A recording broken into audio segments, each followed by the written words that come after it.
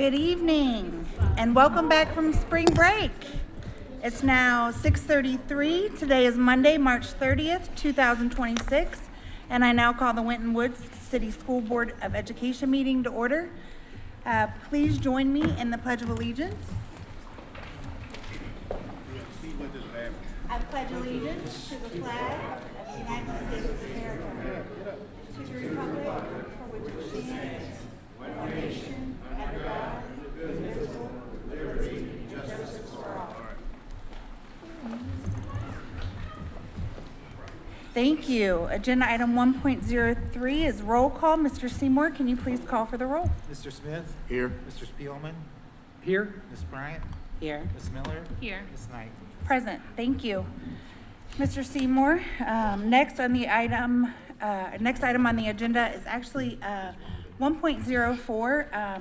So I'm just going to say good evening, board, Superintendent Denny, and all who actually have joined us this evening. I'd like to actually pause for just a few moments before we get into the contents of our meeting tonight.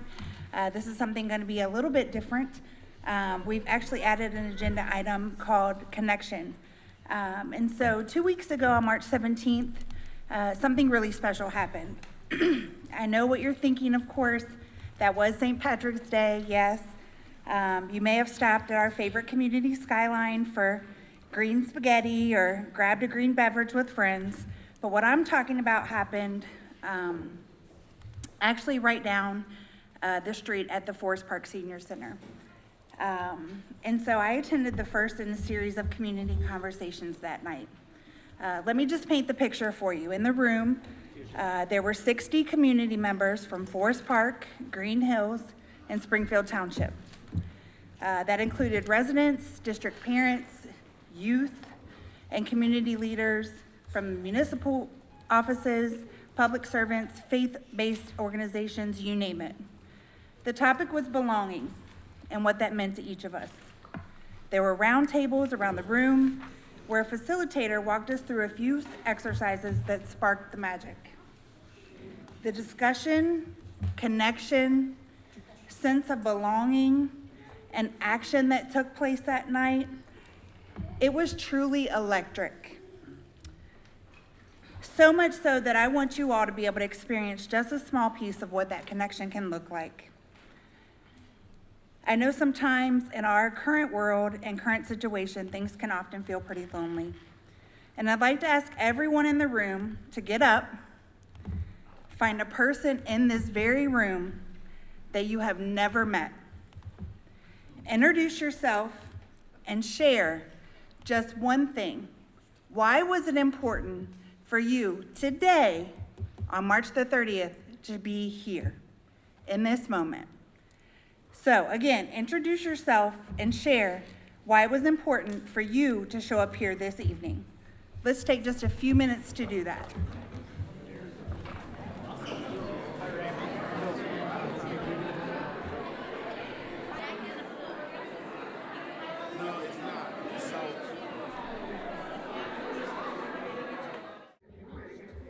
Thank you all so much.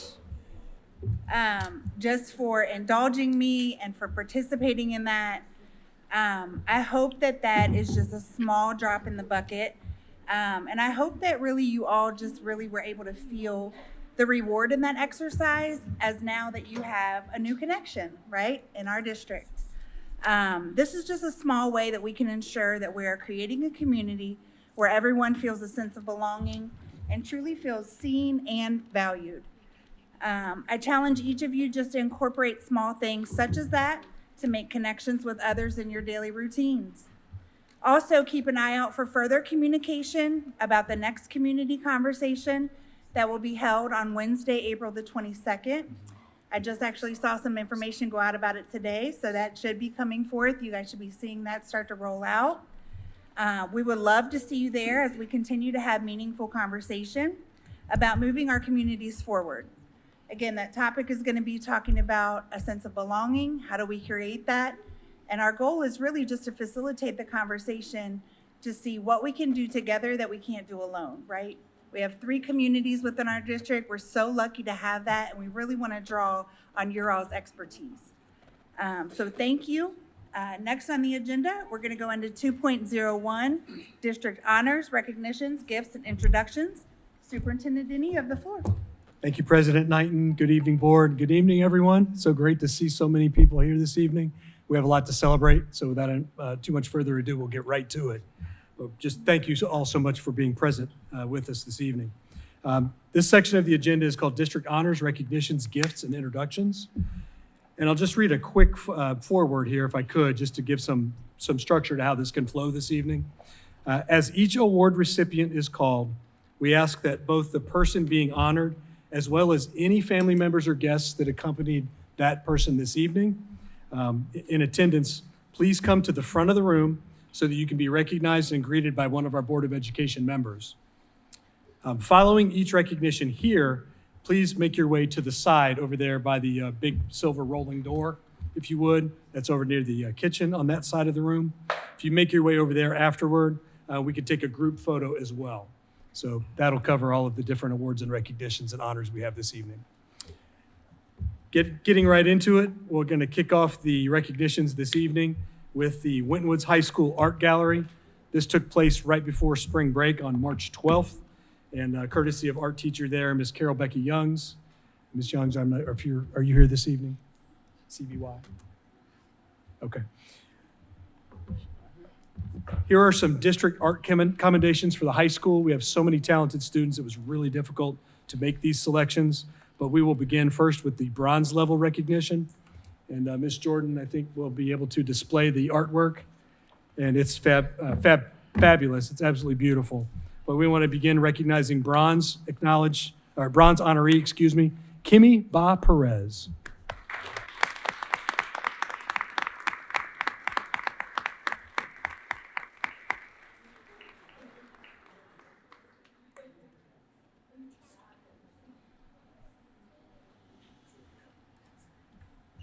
Yep. One photo up front. Did you already get it? Okay. One photo up front. Okay. Yeah.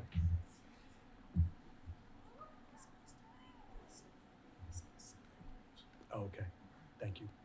All right, next we'll have the silver award winner, the silver honoree. This is actually 3D art, so we don't have it here. It's difficult to move around, but it's fantastic. And we can't wait to help celebrate with award winner for the silver level, Jack Williams.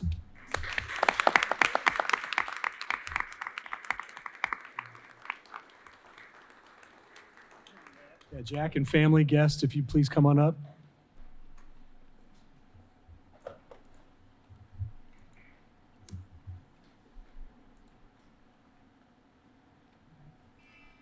Right there.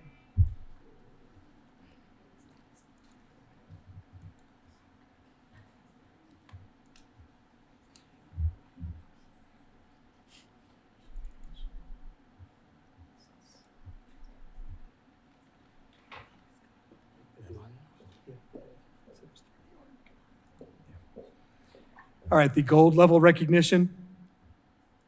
Congratulations to Corabelle Blevins.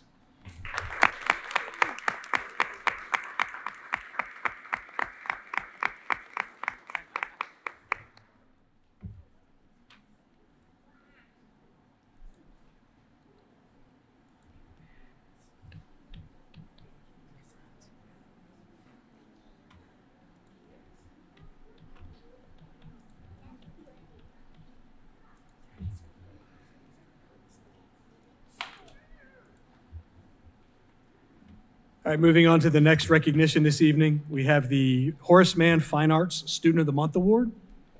Just a little bit about this award. To be nominated for the Horace Mann Fine Arts Student of the Month, students must maintain an academic standard of 3.0 GPA or higher in the previous quarter, show respect for directors, fellow ensemble members, contest adjudicators, teachers, other students, and family, show enthusiasm and a positive attitude, display commitment to rehearsals, concerts, personal skill development, demonstrate honesty and integrity, and finally, have high moral character. The Horace Mann Fine Arts Student of the Month Award is sponsored by the Horace Mann Educators Corporation, a business partner of Winton Woods City Schools, and students who are honored will receive an Amazon gift card. For the March 2026 Horace Mann Fine Arts Student of the Month, please help me welcome and recognize 11th grade band, choir, drama student with a 4.079 GPA, Miss Ariel Rell Johnson.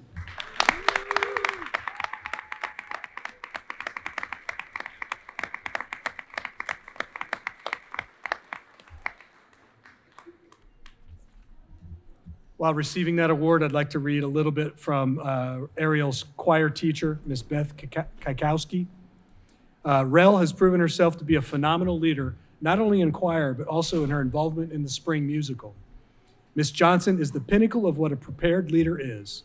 She comes to class and rehearsal learned and ready. She takes the time to assist others and help them whenever that may be needed.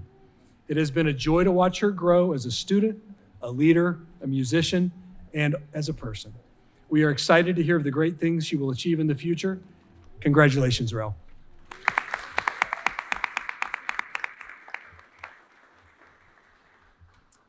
Next on the list is the Kiwanis Character is Key Award. This is the award for citizenship. So I'd like to call a Kiwanis Club member, Green Hills Forest Park Chapter, to the front to represent the club. But just a little bit about this award as well. The Citizenship Award means doing your share for your school and community to make it a better place for all students and citizens. Getting involved in community affairs, becoming informed, voting, becoming a good neighbor, obeying laws and rules, respecting authority, and protecting the environment.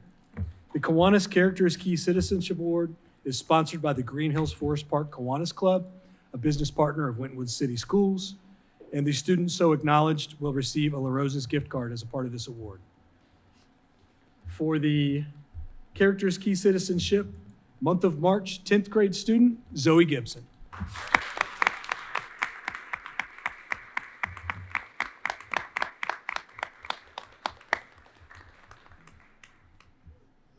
And I'd like to read some wonderful things about Zoe at this time from Mr. Brad Tash, high school counselor. Zoe Gibson was chosen as this month's Characters Key Award winner. Zoe's commitment to her school and community is evident through her active involvement in numerous activities. Earlier this month, she volunteered her time to assist with the talent show on Thursday, March 5th, demonstrating both initiative as well as school spirit. As the sole sophomore representative responsible for delivering the Academy of Global Studies announcements every Thursday morning, she has shown remarkable confidence and reliability in that role, and it requires strong communication and leadership skills. Zoe's dedication to service is impressive. Through her work as a Forest Park cadet, she has volunteered her time cleaning in the community, assisting the elderly, supporting local businesses. These efforts highlight her compassion, her work ethic, and genuine desire to make a positive impact on others. Academically, Zoe has maintained an outstanding 4.3 GPA throughout the year, demonstrating both discipline and strong commitment to excellence. She is proactive in her learning, regularly seeking help from teachers when needed, and continuously striving to grow and improve each and every day. Zoe is a goal-oriented individual who has already developed a thoughtful and realistic plan for her future. She aspires to attend college on a full scholarship and ultimately pursue a career as a surgeon. Her ambition, combined with her determination and strong character, positions her well for continued success. Zoe embodies the very essence of the Characters Key Award. Her leadership, service, academic excellence, and unwavering commitment to personal growth make her an outstanding role model for her peers. I am confident that she will continue to achieve great things and positively impact those fortunate enough to be around her. Congrats.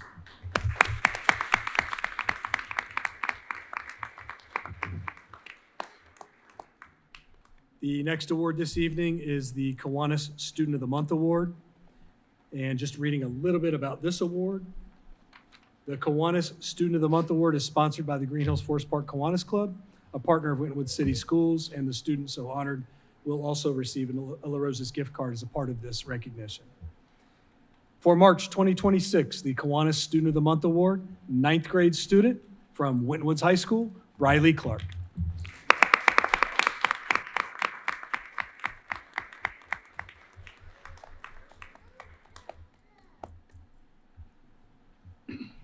Riley was selected as the Kiwanis Student of the Month. He was nominated for this honor by his math teacher, Mr. Amstutz. And here's what Mr. Amstutz had to say about Mr. Clark. It takes a rare level of courage for a freshman to walk into a classroom full of seniors every day, especially in a CCP math course. You know we love acronyms in education. That's College Credit Plus, so that is a collegiate level math course. But Briley Clark has done more than just show up. He has truly led. From the very first week, he demonstrated a remarkable willingness to step outside his comfort zone, refusing to be intimidated at all by the age gap or the fast pace of this high-level course. His determination is visible in the way he tackles every challenge head-on, showing a level of academic grit that has earned the respect of his older peers. He hasn't just kept pace with the class, he's become a core part of its community by actively seeking out connections and engaging in high-level collaboration. Briley's integrity shines brightest when the work gets complex. And in a class like that, I'm guessing that happens pretty often. During our Artemis Architect project, he took the lead on an intricate challenge of designing lunar-based structures from regolith soil. While many would have been content to follow the lead of the older students, he pushed himself to contribute original, thoughtful ideas on how we could, as humans, realistically inhabit the moon.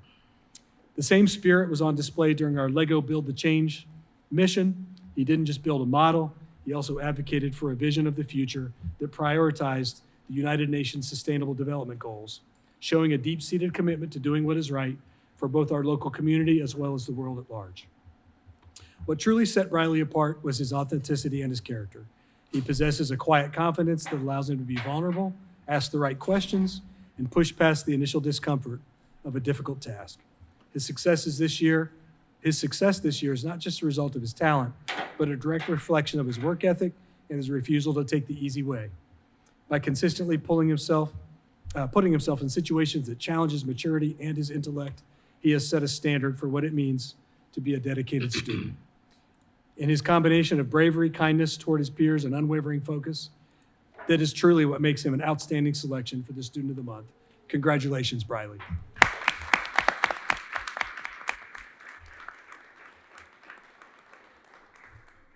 We now turn to the Skyline Student Athlete of the Month Award.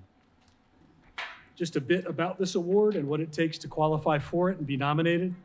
To be nominated for the Skyline Student Athlete of the Month Award, students must have a 3.0 GPA or higher, show respect for coaches, teammates, officials, teachers, and students and family, show enthusiasm and a positive attitude, display commitment for practice, games, and personal skill development, demonstrate honesty and playing by the rules, and have high moral character. The Skyline Student Athlete of the Month Award is sponsored by the Forest Park Skyline Chili Restaurant, a business partner of Winton City Schools, and students who are honored in this way, as you might imagine, would receive a gift certificate for Skyline. A little bit about the award, and now we turn to recognize this student who unfortunately could not be with us this evening. He has another commitment, but I know this student, and I am amazed at his accomplishments both on and off the court, on and off the field. March 2026 Skyline Student Athlete of the Month with a 3.67 GPA, senior athlete in basketball, football, track, 3-sport athlete. Congratulations to Nate Dawson.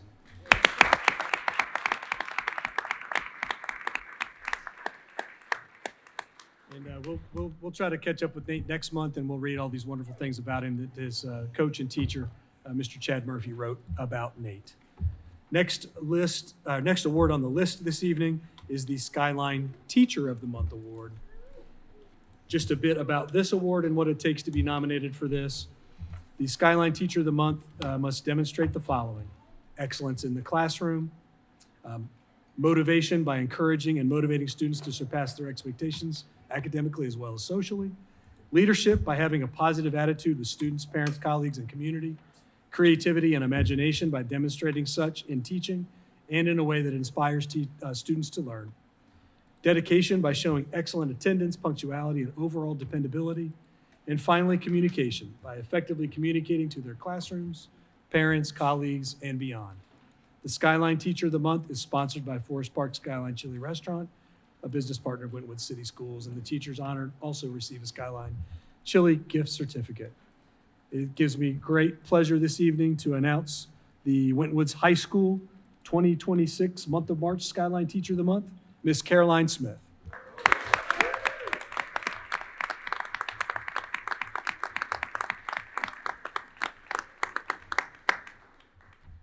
And if you had any guests this evening, they're more than welcome to join. I'd like to read a bit from Miss Lanisha Simmons, assistant principal at Winton Woods High, who wrote this particular nomination. Miss Caroline Smith is a science teacher who exemplifies what it means to say that we are all literacy teachers. She intentionally integrates reading and writing into her science instruction and strengthens students' understanding of complex concepts in a way that supports their overall academic growth. Ms. Smith is passionate about her work and consistently backs that passion with action, whether through starting a student reading club, serving on the MDT, which is multidisciplinary team, and instructional committees at the high school, or pursuing Orton Gillingham training, which is pretty intense, I might add. Training to bring structured literacy strategies into her classroom. She approaches her work with a positive attitude and is highly collaborative with colleagues in support of student success. Ms. Smith's dedication, innovation, and commitment to preparing students for life beyond the classroom make her such a deserving recipient of the Skyline Chili Teacher of the Month. Congrats and thank you, Ms. Smith.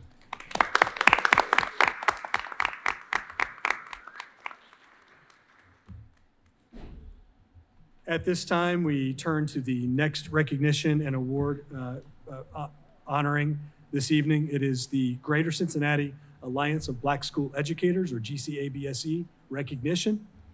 Congratulations to the following students who were nominated by their teachers for demonstrating perseverance, dedication, and/or civic responsibility. I'd like to call each student and their family and anyone they brought with them this evening as a guest to the front. We would again like to take a photo here and then have you collect over there as a group, where we'd like to get a large group photo with a board member. So hopefully that makes sense. But at this time, we're thrilled to acknowledge second grade student from Winton Woods Primary School at South Campus, winning the Marcus Garvey Award, Ramir Offit.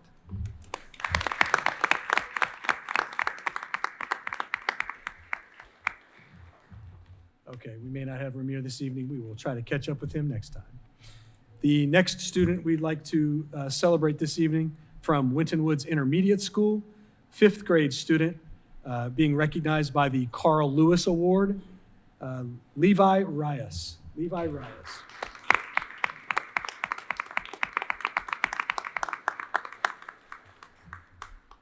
Next award recipient, also from the intermediate school, sixth grade student winning the Raphael Warnock Award, Harrison Seifel.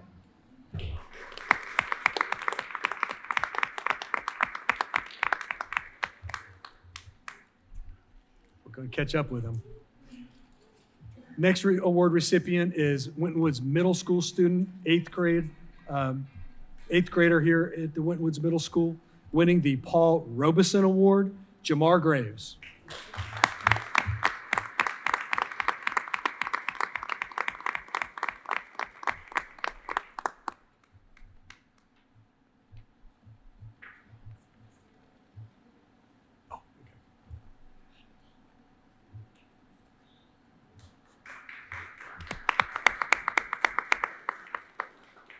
From Winton Woods High School, our very own sophomore student, 10th grader, winning the Jackie Robinson Award. Congrats to Asa Bolden.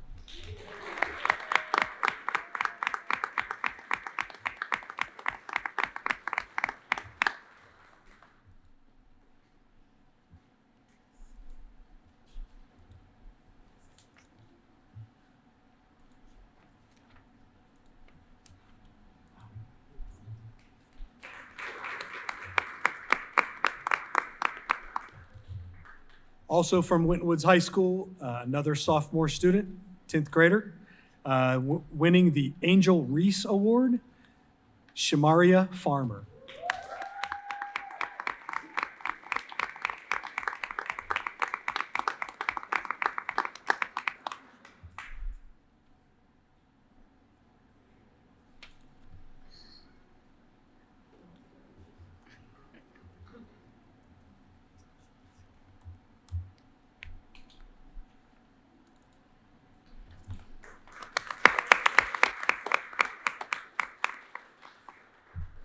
Also a sophomore from Winton Woods High School, winning the Tuskegee Airman Award, Casey Russell.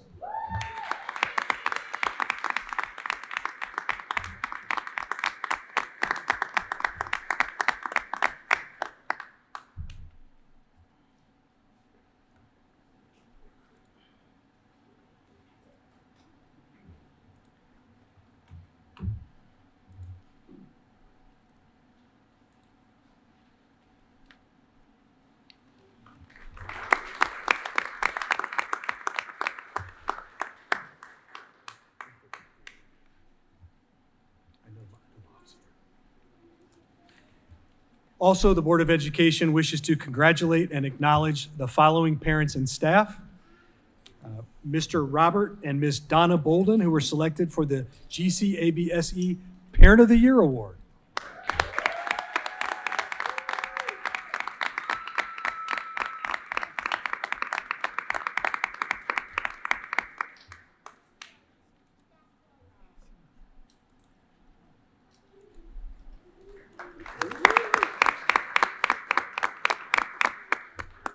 And finally, we'd like to honor teacher at Winton Woods Middle School who was selected as the Greater Cincinnati Alliance of Black School Educators.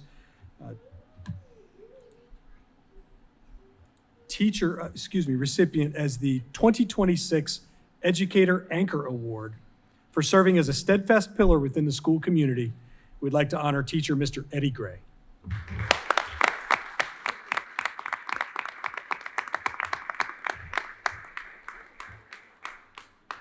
Congratulations to all of our award winners, and we'd like to grab a quick group photo as well if we could.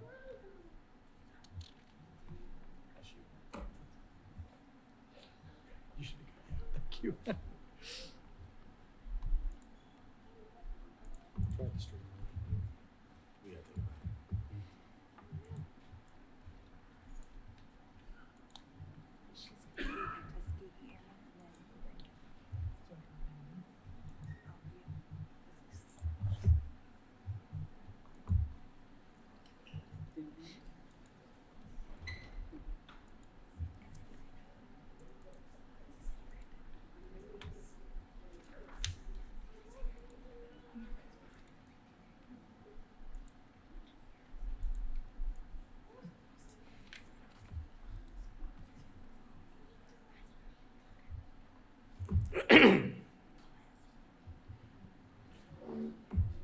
All right, we have a very special award opportunity next, on a chance to recognize, honor, and acknowledge the Tuskegee Airmen exhibition that took place during the month of February at the Green Hills Community Building.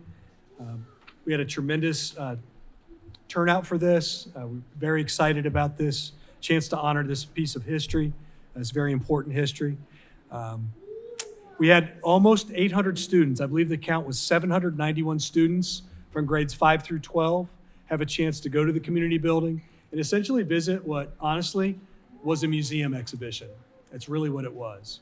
But it was also linked with this idea of defending the air, defending the environment, protecting the environment, and honoring the contribution of the Tuskegee Airmen during World War II.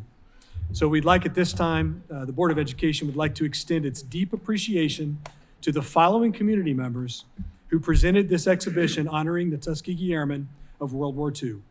This free community event took place during February 19th and extended from that time until March 2nd, so it was 17 days. And it took, also in the evening, there were 2 chances to have a community open house from 6 to 8 p.m. But during the school day, we had almost 800 students be able to take this in.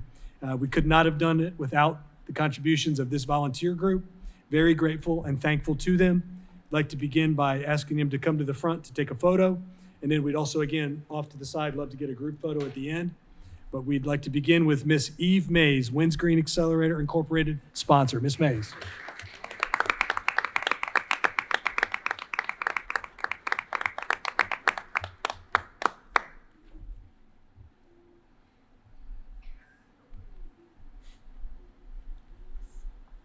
The next honoree would be the exhibition curator, and I will say there every single day, all 17 days, Mr. Derek Mays.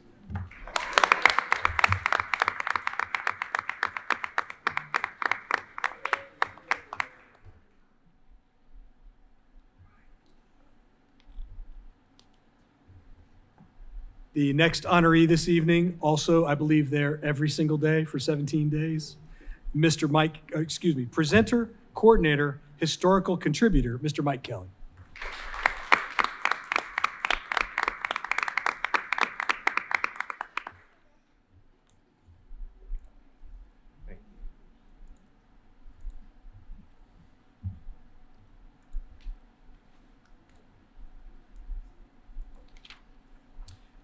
The next honoree this evening was not able to be with us, but want to be sure we acknowledge him and thank him as well.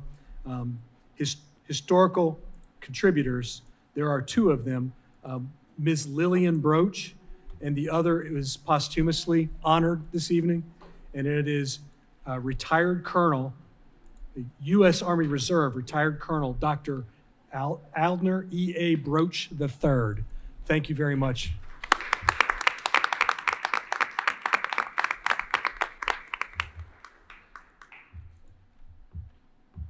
We also have this evening the next honoree, presenter, speaker, Technical Sergeant, retired U.S. Army Air Force, CCTA, Reverend Samuel L. Finley.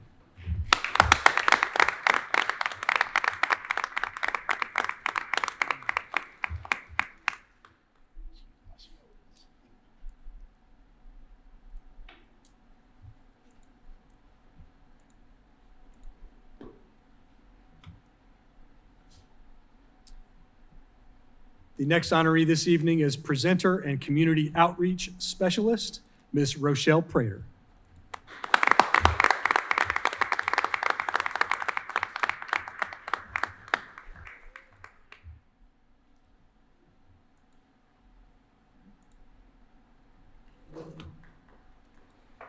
The next honoree this evening is volunteer coordinator, Ms. Rhonda Hollyfield Mangieri.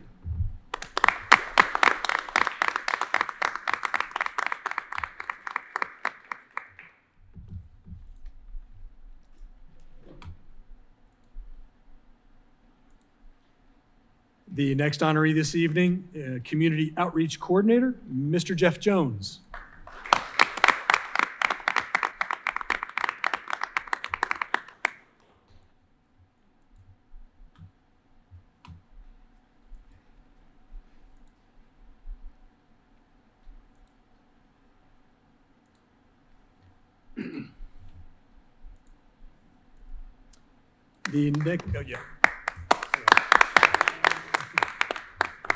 The next honoree this evening, who could not join us, unfortunately, but we wanted to be sure to acknowledge her and thank her as well. Exhibit Presentations, CCTA, Dr. Esther Williams.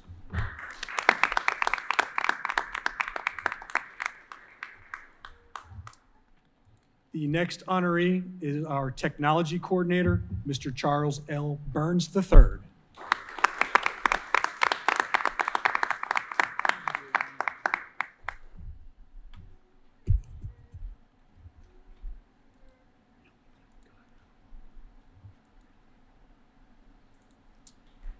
And finally this evening, our final honoree for the Tuskegee Airmen Exhibition, Elisha Education Enrichment E3 Incorporated sponsor, Mr. Jerome Bird, who's not able to be joining us this evening. However, Ms. Robin Walker will accept the award. So Ms. Walker, if you're here, please come forward.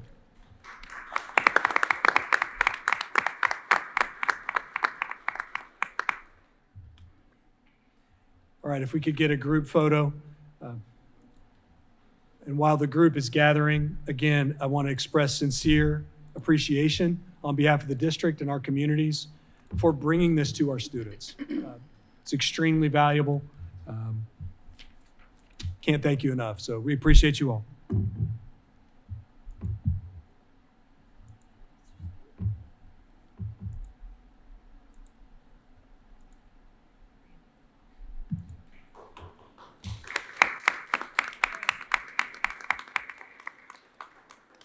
We have another very special award this evening, and it gives us a chance to celebrate and honor the great work that's happening and being conducted by our Winton Woods PTA.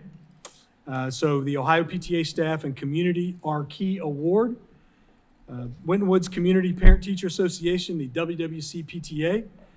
The Board of Education congratulates the WWC PTA on earning the Ohio PTA Staff and Community are Key Award this past December.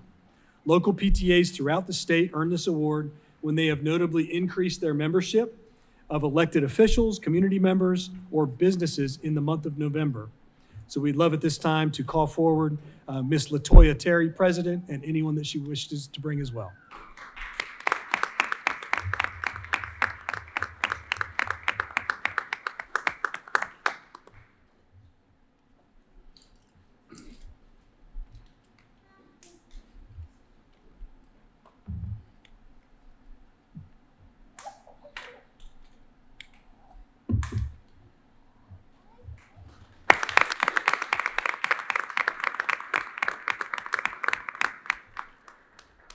Congratulations to Miss Terry and to our PTA, and thank you for all that you're doing to make our community stronger. The next award this evening and recognition goes to the Discover Engineering Future City competition. These are students from Winton Woods High School that have achieved at a very high level. We'd like to acknowledge Mr. Martin, high school principal. I believe Ms. Strasser is here this evening as well for the high school. Mr. Josh Amstutz, teacher and Academy of Global Studies AGS coordinator. Congratulations to the following senior AGS students who competed as a team and won the Future City High School PMIEF, and again, you know we love acronyms in education, you know how we are. That stands for Project Management Institute Educational Foundation. So this was a future city, basically designing a future city, and this award was awarded to this team for Special Outstanding Future City Project Plan. So please join me in acknowledging the following students: Logan Bonatwala, Ronan Buell, Angelie Lorenz Harp, Kyle Shoup, and Cassidy Stockmeyer.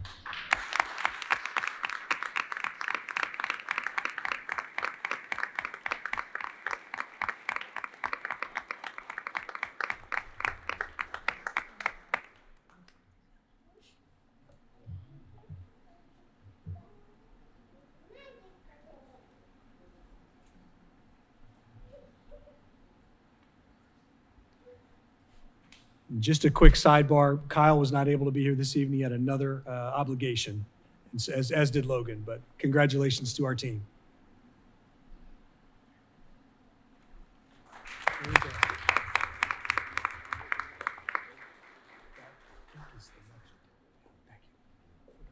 Yeah, this award was kind of a big deal, so nice job, students. Like, fantastic work. The final acknowledgement and celebration this evening is the 2026 AFS, which stands for American Field Service, USA Global School Award. This award was actually given in the city of Washington, D.C. A couple weekends ago. The AFS USA Global School Award acknowledged Winton Woods High School as being selected for the AFS USA Global School of the Year. This is a national level recognition, and it was presented annually to a school community that has made global engagement and intercultural learning a part of their everyday teaching and learning building-wide, and has shown a commitment to global learning and global education throughout its curriculum. The AFS USA website has acknowledged Winton Woods High School as the 2026 AFS USA Global School of the Year Award. Past recipients of this award include high schools from Wisconsin, Kansas, and Massachusetts. We would love at this time to invite the following people forward, where the board would like to celebrate and acknowledge this amazing achievement with you. Principal Eric Martin, Ms. Amber Strasser, Assistant Principal, Mr. Josh Amstutz, Academy of Global Studies Teacher and Coordinator, and Ms. Claudia Brown.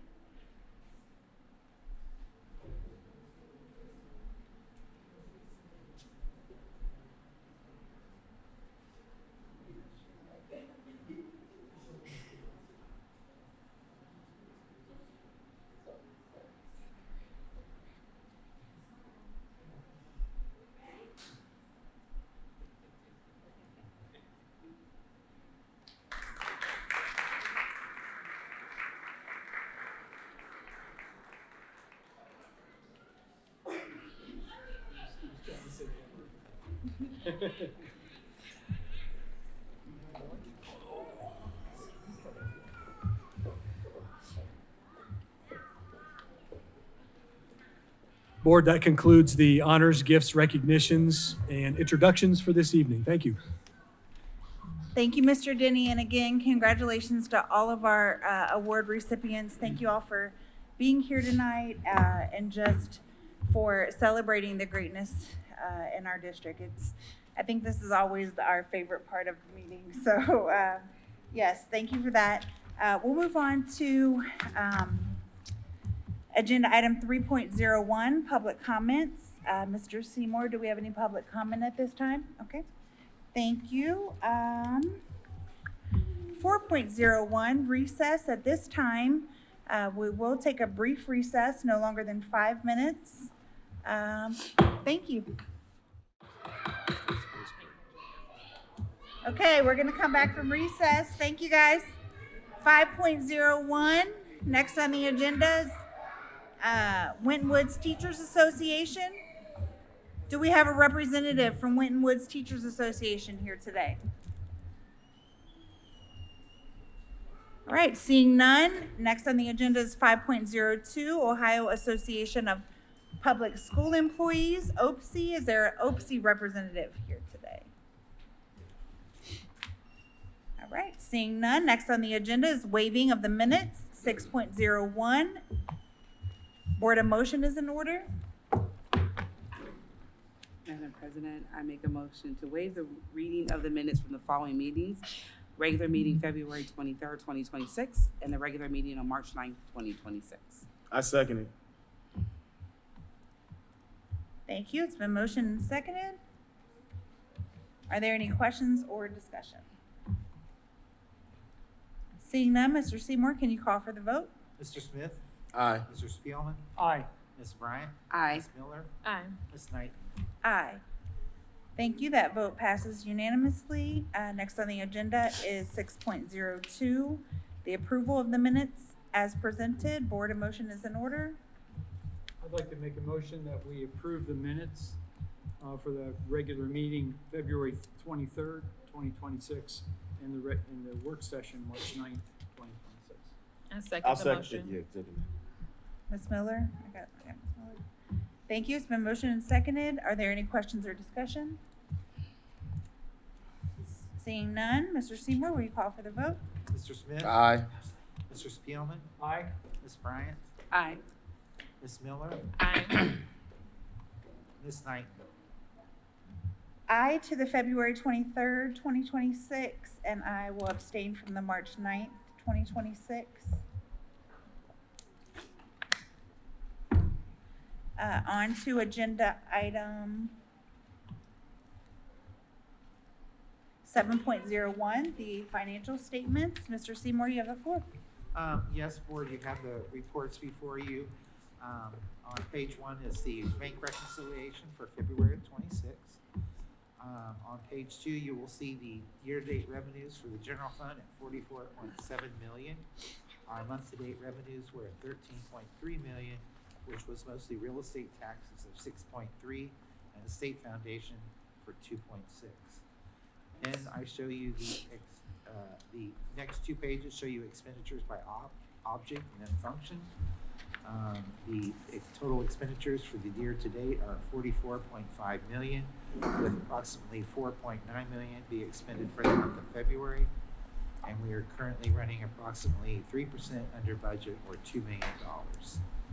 And then on the final page, you see the total unencumbered balance of all funds for February 28th at $24.6 million.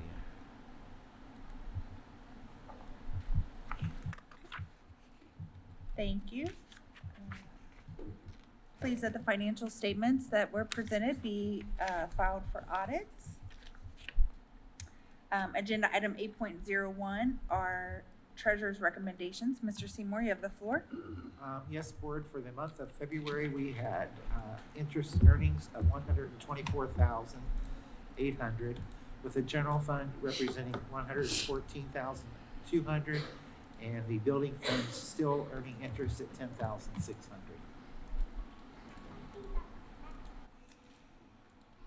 Perfect.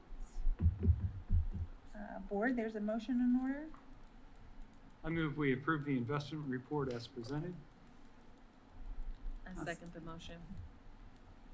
Thank you. It's been motioned and seconded. Are there any questions or discussion? Just a comment, with the receipts of $124,709, that's the highest interest payment we've received since October of last year. We had some maturities. Right, okay, is that what it is? Okay. Because it's like double last month. More than double. We had some of our investments mature. Okay. Thank you. And I noticed in my favorite, the Star Ohio account, It's down again. it is down again. Yeah. Keep over that. All right. At least you know we're paying attention, Mr. Seymour. That's right. All right, thank you, board. Mr. Seymour, can you call for the vote? Mr. Smith? Aye. Mr. Spielman? Aye. Ms. Bryant? Aye. Ms. Miller? Aye. Ms. Knight? Aye. That vote passes unanimously. On to agenda item 9.01, school reports, or reports of the superintendent, I'm sorry. Mr. Denny, you have the floor. Thanks again, Ms. Knighton, and good evening again, Board.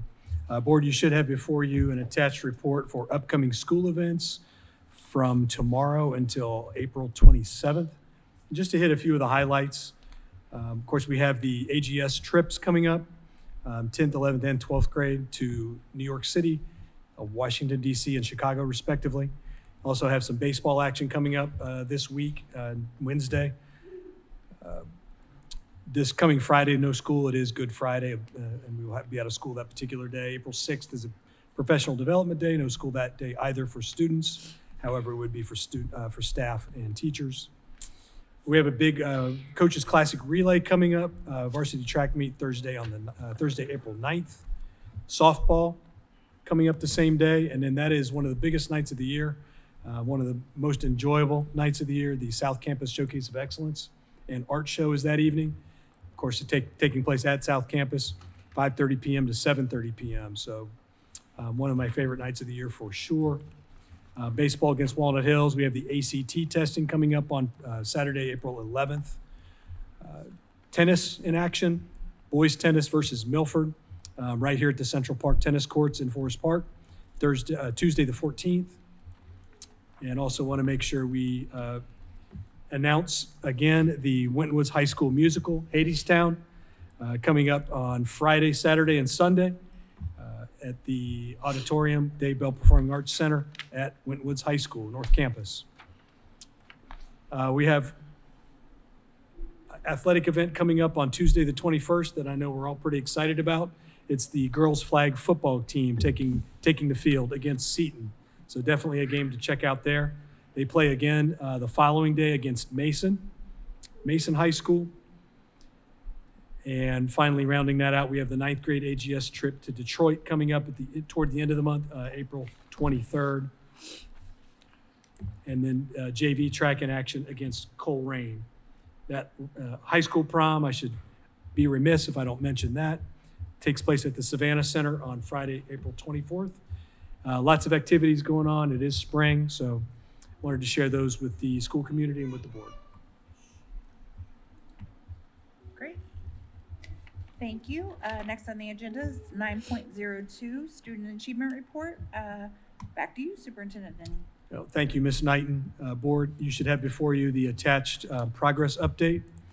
This is a chance for our building administrators, our principals, to basically give an overview. It's not intended to be exhaustive. That's too much content. Our one plan is about 20 pages, but the intent is to just provide an update and highlights on some of the things that are happening in our schools. It gives the chance for the board to get that level of insight and also share that with our school community. Some of our progress on our district priorities and one plan, big rocks as we call them.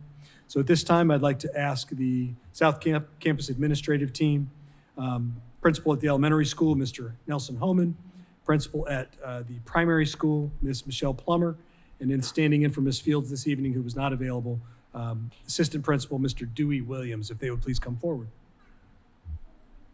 Thank you. Good evening. Good evening, everyone. Good evening. Okay, so as Mr. Denny talked about, the one plan, along with literacy, math, graduation, and special education is our main focus down at South Campus. Those big rocks that he spoke about a little bit, attendance, MTSS, multi-tiered support systems, project-based learning, and database decisions. Everything kind of works in a infinity type symbol motion. You can't have one without the other. Everything kind of has to flow in order to make everything work together. So starting with the primary school, a few things that I wanted to highlight. We are doing Warrior Hour, where students are pulled for a common intervention time in the morning. So during that time, the students are all going in different directions. It cuts down on students being taken out of the classroom throughout the day at random times. We try and keep as many of our students being able to be seen with those providers such as ESL teachers, tutors, IEP minutes, all of those. We try and get those met at a common time if possible. Next, we do have before and after school tutoring. A huge plus this year is that we were able to offer afternoon transportation. So thank you for that, Mr. Day, because that has made our numbers grow as far as the number of students that are able to attend that tutoring. They do that every Tuesday and Thursday morning and afternoon. And then, of course, our MTSS process that we use to identify students at risk. So for the primary school, our teachers come together and they bring students of concern to our MTSS team that includes our school psych, again, intervention specialists, ESL, tutors, title teachers, along with as much data as they can provide about those specific students and how we can help them on their educational journey.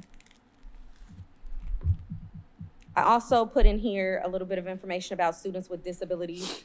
Just because we do have so much going on at South Campus, we were able to kind of take our students with disability and break them down into subcategories to be able to assist them more. So we do have two multi-handicap classes. We have an autism unit, we have a resource room, we have emotionally disturbed students, as well as cross-categorical. So we are able to take our students with disabilities and kind of hone in on those specific needs for those students. A few of our GLOws, high fidelity instructional strategies. So as you know, South Campus has adopted a new curricula, and 72% of our teachers have been seen just random walkthroughs coming into the classroom using that brand new curriculum with fidelity. They are doing an amazing job, and the students are seeming to grasp the concepts. 31% of our students have grown on Ames web assessments from fall to winter. It sounds small, but it is actually huge. And then positive school culture, the Warrior Way. If you've come into South Campus, of course, you know that it's huge, and we have a ton of kids, close to 600 first and second grade students, but as you walk, it is a well-oiled machine. The students know exactly how to get, where they need to get. If you were to stop them and ask them, how do I find this place, this classroom, the kids can help you get there with no problem. They do a great job with their PBIS points that they receive for different things throughout the classroom, and then they're able to spend those on different events that we have throughout the school year. And then the GLOW that we have, we would like to see more students being proficient in MAP scores. Good evening. So for the elementary school, you'll hear a lot of similarities. We basically work in our TBT teams to gather information, gather data that we need, and then put those in that multi-tiered system that we all know about, which includes the intervention piece, tutoring, again, before and after school, and a lot of times during school as well. We have some adults come in and work with students, and we have a gifted group of students that we try to make sure that we are challenging as well at the elementary school, starting, third, fourth grade. And then we do a lot of small group instruction with our students with disabilities whenever possible and however possible. Our GLOWs, would be high quality instructional materials, the SAVIS instructional materials that we're instituting this year, as well as the strong intervention, the number of students that we have participating, which is about half. If you look at it over the third and fourth grade realm. And in our community partnerships, we've been working with the Team Trestle Fitness Challenge, and the Cincinnati Tennis Foundation came and gave a presentation to our students and worked with them in PE class for several different activities. And if you ask our students about the Team Trestle Challenge, they'll tell you about it. And then our GROW is that we want to improve state test scores and to focus on increasing student achievement at that level. Here's our data that we have from all the way back to fall of 18 and the scores that we currently have. So we're looking obviously to, grow these scores from fall to the spring throughout the school year. Good evening. So our things that we're working on currently is our instructional consistency and literacy. We have adopted SAVA's curriculum. 100% of our educators are being observed using that with fidelity, ensuring that every 5th and 6th grade student receives the high quality research-based instruction. Also, we've been implementing job-embedded professional growth where our coaching staff, we have collaborative coaching cycles where the teachers are getting and receiving immediate feedback throughout the school day and throughout the school year. We also have teacher-led curricular innovation. Following a rigorous pilot of 2 competing programs, our 6th grade math in particular, they went through a couple programs this year and they have unanimously decided to adopt Amplify as the math curriculum of choice. And then additionally, our mid-year results to the above. So we have ELA 5th grade map growth, 57% of our students grew from fall to winter. And then our 6th grade ELA map growth, 61% of our students went up from fall to winter. 3 GLOWs is our data-informed instructions. Teachers are regularly analyzing the formative assessments for our TBTs, implementation of tiers. So we have our MTSS. We've been working really well with our MDT for our title and our tutor to get the reading fluency increased. Early global literacy, we started this year with pre-exploratory Spanish. So in place of wellness, some students were opted to choose Spanish as their specials. And then empowerment identity, we have Power Her and Power Him, and 10% of our students are participating in that program as well. And then one grow that we would like to see is strategizing and finding the best practices to increase the math and ELA components as a whole as we're still working towards that goal. So, any questions? So what questions might you have, board? There's always questions. Who wants to? First of all, thank you guys for putting together the presentation. I know that it doesn't go into a lot of, deep data, but I do have a question. What is Ames Web? Ames Web is a test that's Okay. done to kind of monitor the students throughout the year to Okay. see their growth. It's just an additional way of collecting data. Thank you. I'm like, that's a new one I hadn't heard. I'm like, I knew it was a test of some sort. I'm like, I've never heard that one before, so thank you. And then you talked about tutoring, which is phenomenal. I know a parent in the district mentioned that her child's doing tutoring, loves it. It's really helpful.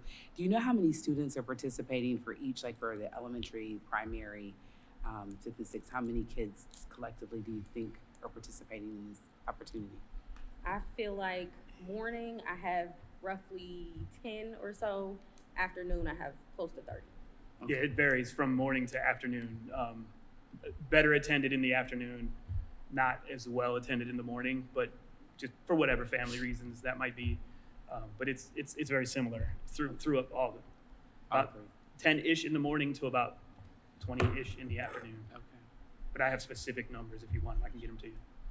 And is there a way if a parent doesn't, I'm sure, I know this information probably went out, but are there strategies to engage the parents to say, hey, your kid could benefit from tutoring services? So what we did was we sent out a form to the teachers, just looking at the number of teachers that we actually had that were able to do the tutoring. Okay. We then sent something out to the teachers asking who were those students of need. We sent out mass communication to those students as well as a few extras just to let them know, your child has been chosen, and then we gave them the option to choose between morning and afternoon. Great, thank you. I'm the only person with questions. I thought we were going around. Are you going So around? I was Okay, I was waiting just for saying, my turn. I'll stop here. I always have questions. Thank you. I just have a quick question. So I know in elementary you talked about you have your gifted students and you have your small groups. And so just for clarity, are we utilizing differentiated instruction like within those groups? Are they still working together, or is it just like pull out? Different gen ed instruction, no. But yes, so pull out to a gifted interventionist, so a gifted specialist teacher that pulls out different groups of kids throughout the day. No, I got you. Like differentiated instruction where like they're all together and working. Within that group, within what the you're asking, classroom? or- Like without, I know you have pull-out for gifted or for your students that need support, but are they working together? Because it's my understanding that we use PBL, so I'm assuming like the projects are together? Yes. Okay. And then I can speak a little bit more on behalf of that. Sixth grade, we have an actual sixth grade gifted class for Mr. Shuddy.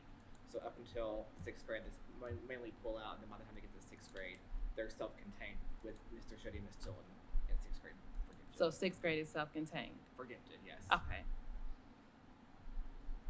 And the student achievement is a goal for each one. Is that in conformity with the one plan? Yes. I didn't know if there were any additional or separate. I mean, the third grade teachers have that weight and burden on them, but I mean, really, it's a whole campus kind of a thing. You know, I mean, we start even at this building, you know, reaching toward that goal. It's just the teachers hold that burden, but it's just unfortunate. But it's just you know, the age of the child. But yeah, that's pretty much all of our goals is to increase those scores. Thank you. And the students that utilize the tutoring, is it for students that are on REMPs? Okay. Mainly, yes. Mm-hmm. So them and then the students, I'm assuming they need to like still, I guess, gauge the amount to push in regards to the state test or the MAP test, if that's what you're using. Yes. Okay. Mm-hmm. And in addition to the students on the REMS, I can speak for the intermediate school, we do bi-weekly progress monitoring. We have like a REMS team where the EL teacher, the ISs, all them will pull out their groups every couple of weeks and do progress monitoring as well. And do the students make their own goals? Like, for example, say a child, I'm just gonna do a random number, like their goal may be 330, right? And they've been at a 310. Do y'all encourage them to say, like, okay, let's see if we can get to this 330, or Yeah. what is something you wanna work on? Of course, yeah. Okay. Mm-hmm.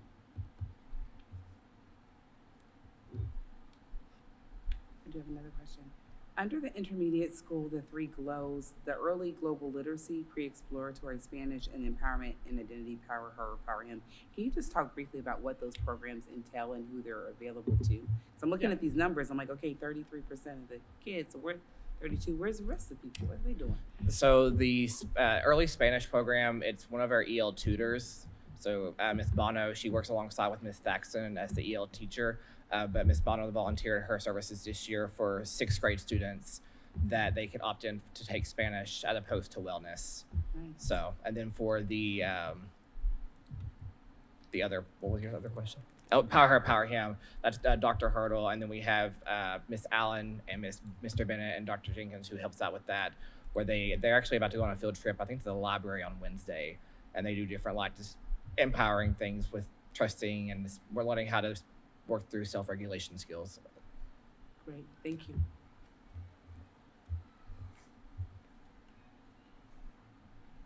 Ms. Bryant, I'll just add that that's a Title IV funded program, Okay. like Dream Builders at the high school level or middle school level. It's Okay. similar to that.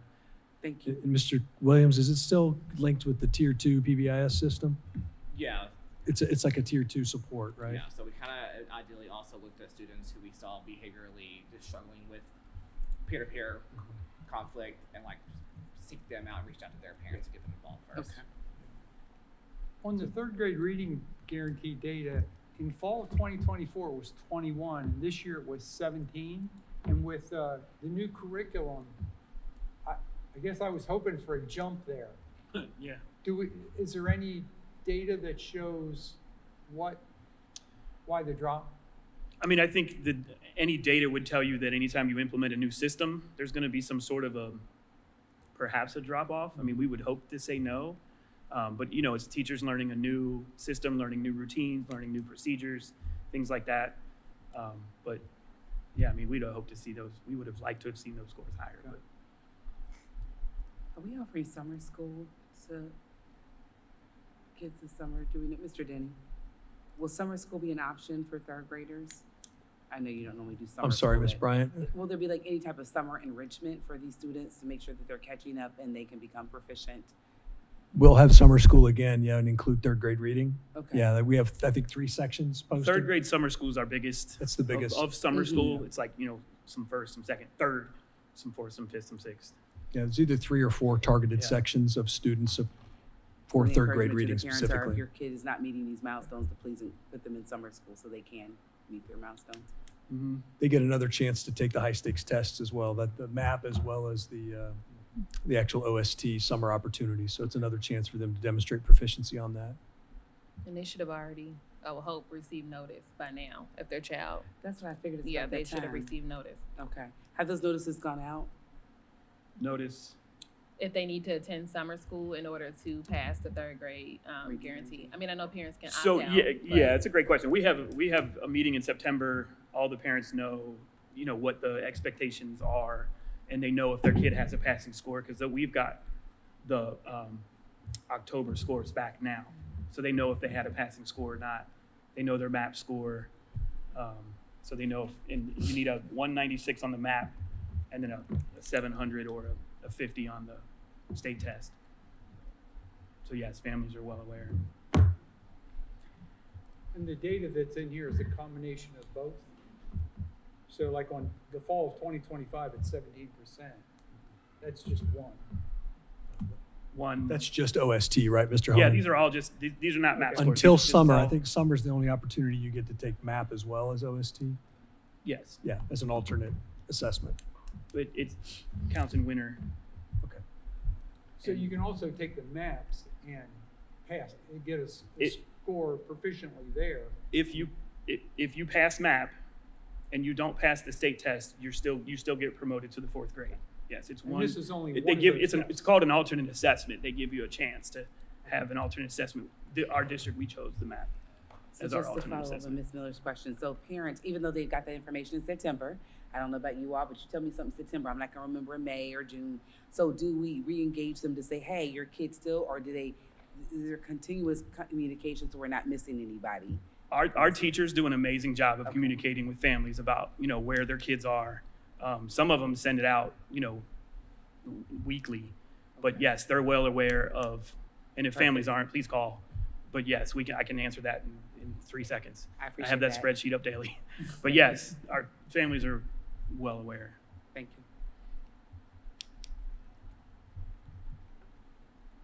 you. Anything else, board? Thank you. Thanks. Thank you all so much. Thank you, team. We appreciate Thank you. Great. Moving on to agenda item 9.03, student travel report. Mr. Denny, you have the floor. Thank you again, Ms. Knighton. Board, excited about this one. This is a chance to hear from our intrepid students and travelers.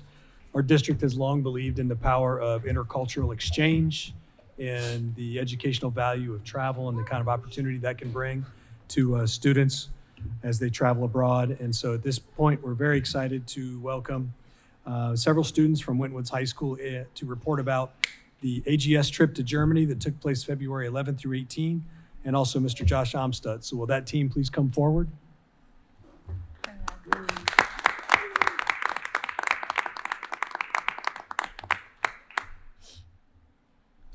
The mic is yours.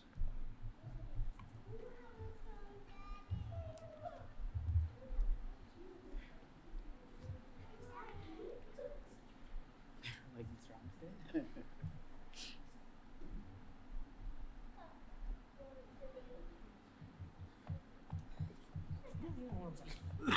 All right. So, hello, everybody. Good evening. So I am, as you all may know, I'm Mr. Amstutz, Mr. A, and travel is kind of my thing for the district. I think it's super important for students to be able to visit other places, not just in our country, but also in other countries, to be able to just experience what the globalized world currently is. And part of that experience is being able to bring international travel back to Winton Woods. So we did have international travel experiences back in 2017 to Italy, and then 2013 to Switzerland. We had a trip to Ireland planned in 2020, which COVID ruined. And then finally, this is our first attempt abroad post-COVID to Germany.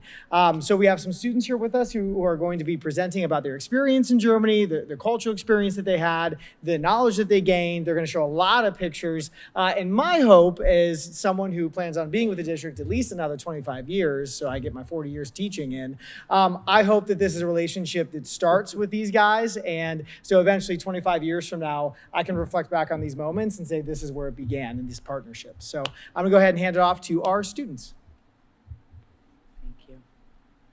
All right. Good afternoon. I'm Ronan Buell, and let me get this started. So this is our intro to the trip.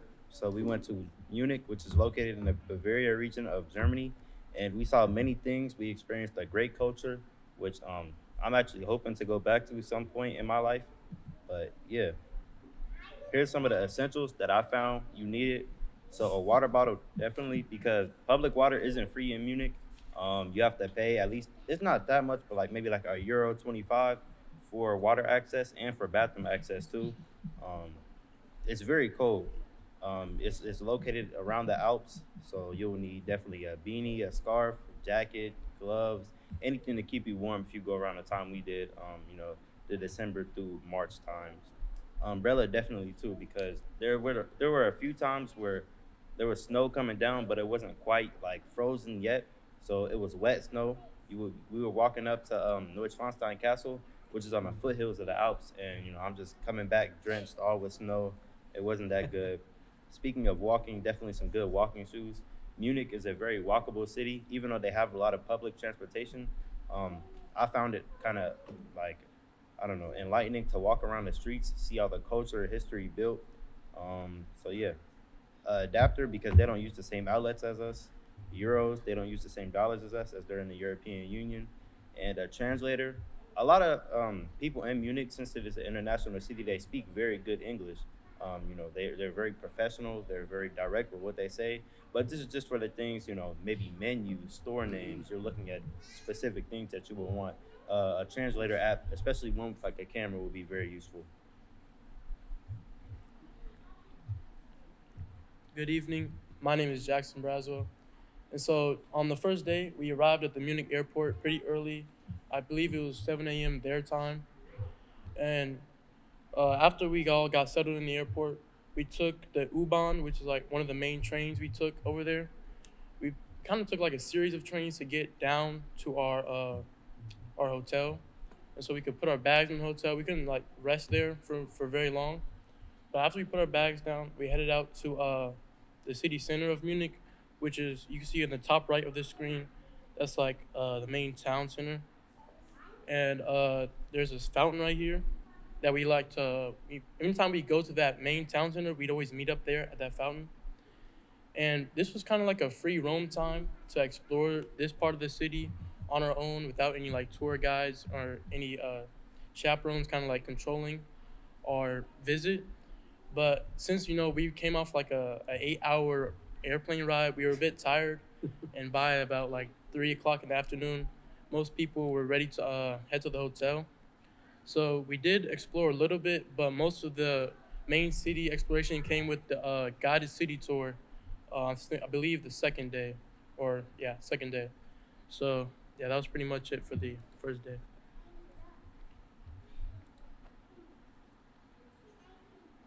Good evening, my name is Ryan Magaro. So on the second day, that's where we actually visited the school, as you can see in the top left and bottom left. So as you can see, the guy in a brown sweater, he's actually from our school.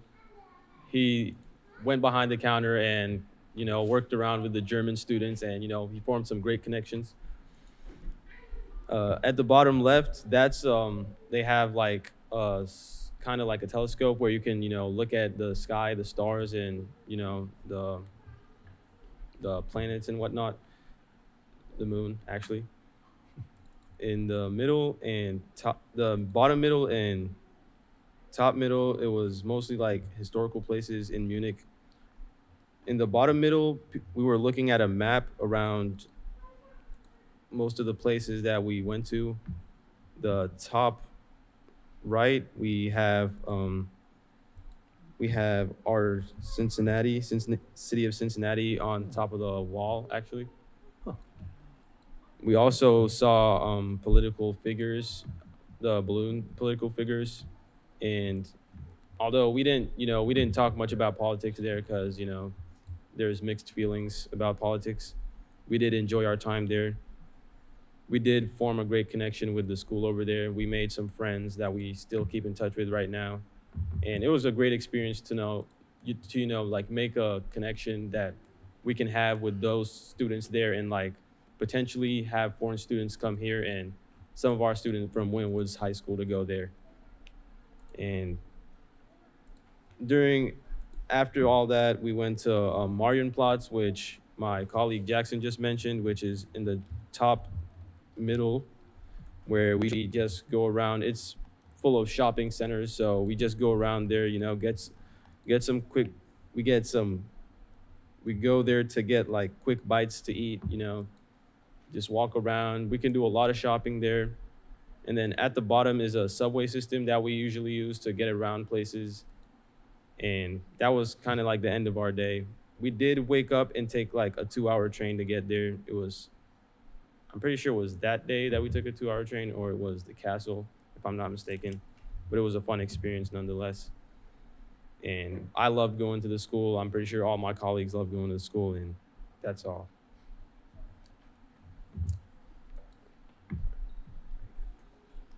All right, so as Ryan mentioned earlier, we did go to a castle. It's Neuschwanstein Castle, and I believe we took a 2-hour train. It was kind of like a slow rail train, so not really the high speed that you hear about, going through the countryside of Bavaria to a town called Fussen, I believe. And during that, after we got off, we took a bus to Neuschwanstein Castle, kind of like the foothills, so not really up there yet. And as I mentioned earlier, it was pretty cold, starting to snow. It was kind of like the clouds were gray as well, so it wasn't the best like scenery going on. And all along the tree line, all along the foothills of the Alps, there was fog. So usually when you're at the bottom of it, you can see the castle. There's also another castle right there where King Ludwig II, who actually built this castle, he lived there as a child. You could see it, but only once you went up the foothills for us. This day, it was kind of a bad day for me because I actually left my bag on the train.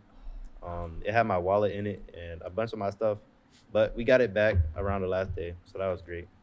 So walking up to the castle, there was only a couple stores, couple tourist stores, like a few shops. There was one restaurant, and I went there. I got a brat, which is a German sausage. We have a lot of them here in Cincinnati. We have like a large German population here. It was pretty good. I feel like I like them more in Germany because they kind of had like I don't want to call it a croissant bun, but it wasn't like a regular hot dog bun like we would be thinking of, and it was nice. They also had some like sweet mustard. That was good as well. And just walking up to Neuschwanstein Castle, you would see horses pass you too, horses and carriages. And a good thing about that too is horses work in 8-hour shifts because they're protected under, I don't remember if it's a Munich law or a German law, but horses aren't allowed to go up and down the mountain for more than 8 hours of time to give them rest, things like that. So you would just see like a truck come in with a carriage and then 2 more horses get right out and then swap them out. And it was great. I wish I got to ride them. I probably would have, but I didn't want any of my students to like feel bad, them having to walk up there and just see me going up on a horse. There you go. But we also had a tour guide. His name was Dan. He was very knowledgeable. He was a great guy. I loved talking to him. I talked to him most of the 2-hour train ride. That's probably why I got distracted and left my bag. But yeah. And this was a great experience going in there. It wasn't like we had a real tour guide. It was an audio tour. And it just walked us through all the beautiful rooms in this castle. You can kind of see in the bottom left, this is just one of the rooms, kind of like a main hallway. There was a lot of meticulous architecture, beautiful chandeliers, and this castle was very advanced for its time, as had electricity, heating, and you can just tell it's like very, very, very well designed. A lot of the rooms in there were designed after German fairy tales, even European fairy tales as well, but sadly, it was never finished as King Ludwig was arrested, and then I think a couple of days after he got arrested, he was found dead. So these plans were canceled. They were never finished, and yeah, it was a great day after that. And we came back on the train. Then we went to a restaurant, I believe. What restaurant did we go after the North South? We went to Hopferhaus. And it was like a large, I believe, beer hall. And I wasn't feeling particularly hungry after that. Like, I was still kind of like upset that I left my bag, but I heard a lot of the food was good. They had like Bavarian meatloaf, which a lot of people were kind of comparing to Spam. I've never had spam, so I can't say, but there was like roasted chickens, and it was a good time. You know, we all were cluttered up in one group. The restaurant was really full, really full. Like going up and down, the waiters would have to like squeeze in between people just to give people their drinks, food, and it was loud. They had a live band playing. It was a great time.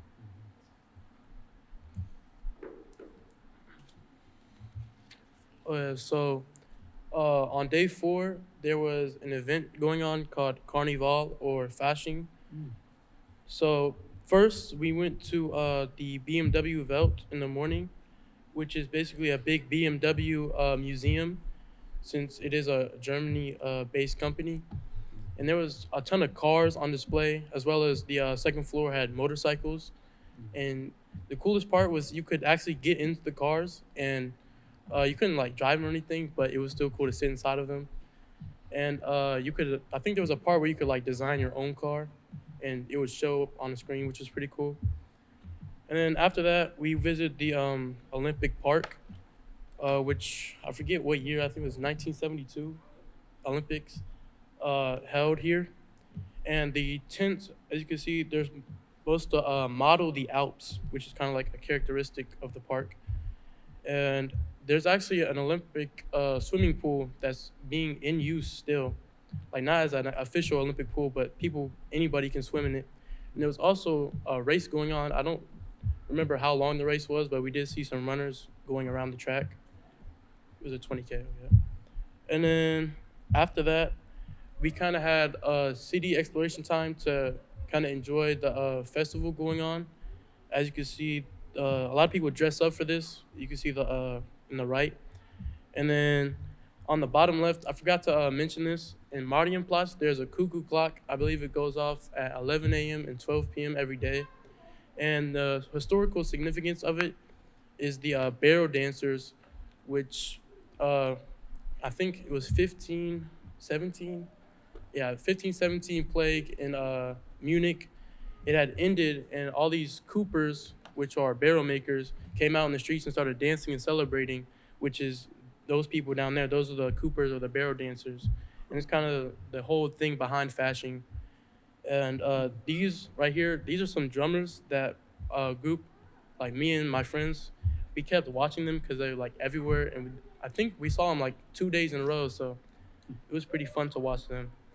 But I'd say this is probably my favorite day, just because I got to actually like talk to a lot of people and really explore like the culture. And yeah.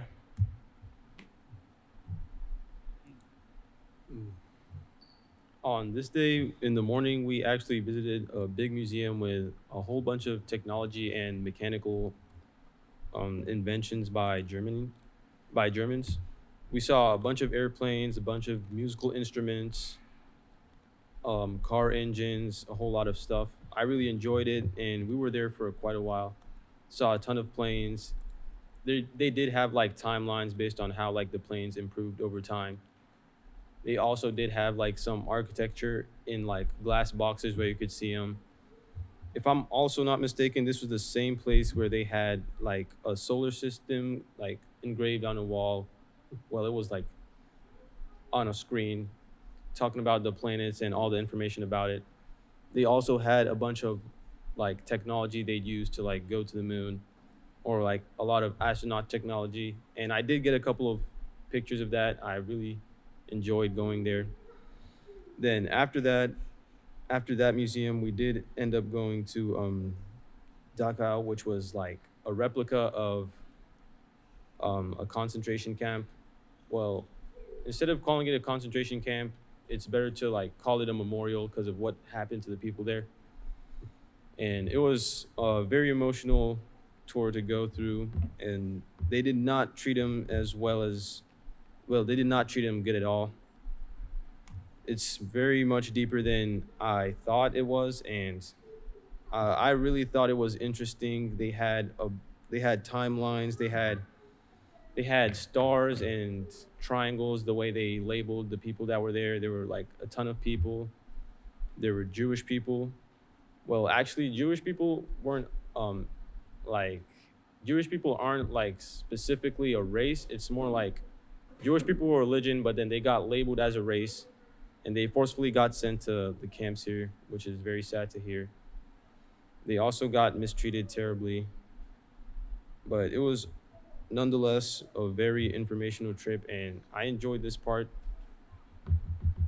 Um, that's pretty much all I have to say about it, but you know, it was a great experience to go here.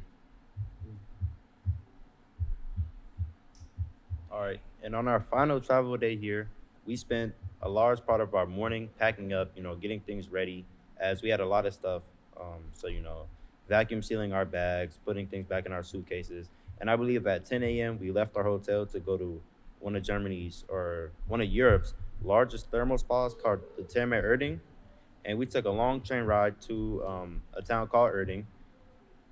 And once we got off, it was a little chillier, but we actually missed one of our buses by I think a couple seconds. And then a man on a bike told us, "Oh no, it's all right. The Term Erding it's like a 5-minute walk down the road," which that was a lie. It was more like 20. So yeah, in the cold and rain, that was not nice. But once we got there, you walk inside, you can just feel the atmosphere change. It's lively, a lot of tropical decorations. When you go to a pool or anything, you can smell the chlorine in the air. That was nice to feel, especially in the winter time. You usually don't get that smell until the summer. But yeah, then you walk in there, and we all changed. We got everything ready, and I went to the wave pools first, which they were very cluttered, and I realized that I couldn't swim as well as I thought. So I went into the deep end, and I was just bobbing up and down. It wasn't really fun because I went too far. Then I came back, and I enjoyed my time more in the heated spas. We had sauna rooms too. One of my favorite parts was there was a heated pool that actually led to outside. So when it was outside, the pool was still heated, and it was around, I want to say 40 degrees. So you could just see I don't want to say steam, but just water vapor coming up from the pool, and it was a very cool effect going on. Your top half was cool, but not too cold, and your bottom half was warm. It was definitely fun. Other things, they had pools of water jets. They also had a mineral spa where there was different types of minerals. I believe there was calcium, iron, and salt maybe. And you would spend 10 minutes in one bath, go wash off, spend 10 minutes in another one, go wash off. And it's supposed to help your skin, improve your daily life, vitamin intake into your body. And I did feel better. I don't want to say it's a placebo, because I really did feel better after it. But I feel like it would be better for y'all to try it. Then after that, a lot of the saunas were nice too. We went into a citrus sauna where it smelled very a slight bit of citrusy, but I feel like just after a long day of people being in there sweating, obviously the smell is gonna fade. But it was definitely nice. The Therme Erding, we spent a good time relaxing there, and this is more like a me personal experience. After we left the Therme Erding, the phones weren't allowed. So when I go back, I check, I see my bag was actually found. So I was pretty excited. So me and Coach C, a teacher, our physics teacher at the high school, we went off and we found it on our own. It was like an hour train ride away, and we walk into this completely dark building. There's one office with the door slightly ajar, open, and a light on. We walk in there, and there's a nice man. He's like, "Oh, I've been expecting you guys." It's 7 p.m. So yeah, and it was a great time to get my bag back. But then after we went back, and we went to another kind of beer hall place called the Augustiner Keller, which was our final group dinner as one. And as we walk in, me and Coach C, we're like, "Oh, where's everybody at?" They're in the basement. We take a long kind of cramped stairwell down to the basement, and we're kind of hunkered back in the corner, but everybody's there. And it was very old timey feel, but it was still nice. Very cozy as well. A lot of a lot of lighting that made it feel that way. And one fun fact about the architecture of it was there was slots leading to the upside. As the basement would get kind of hotter, they would pack ice from the Alps down there to help cool it off, help cool things off down there, which is a very cool piece of architecture. I heard about that. And I got this, I think it was a pork dish. A lot of German dishes are pork. They love pork down there. And it was very good. I don't remember the name as it was in German. But yeah, and then I got this, I believe it was a vanilla pudding type dish as well for dessert. That was very good. And after this, we went back to our hotel. It was kind of like a sad day, as we all knew the next day it was just gonna be coming back, traveling, packing up. But overall, this was a great day to like end off our experience, finish everything off. And these are just some of our foods as well.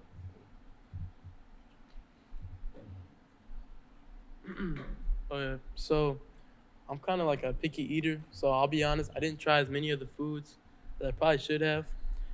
But one of my favorites was called doner, which is a big popular dish there, and it's kind of similar to shawarma here, where it's like wrapped, and it has various meats. It's like just depends on the store you go to.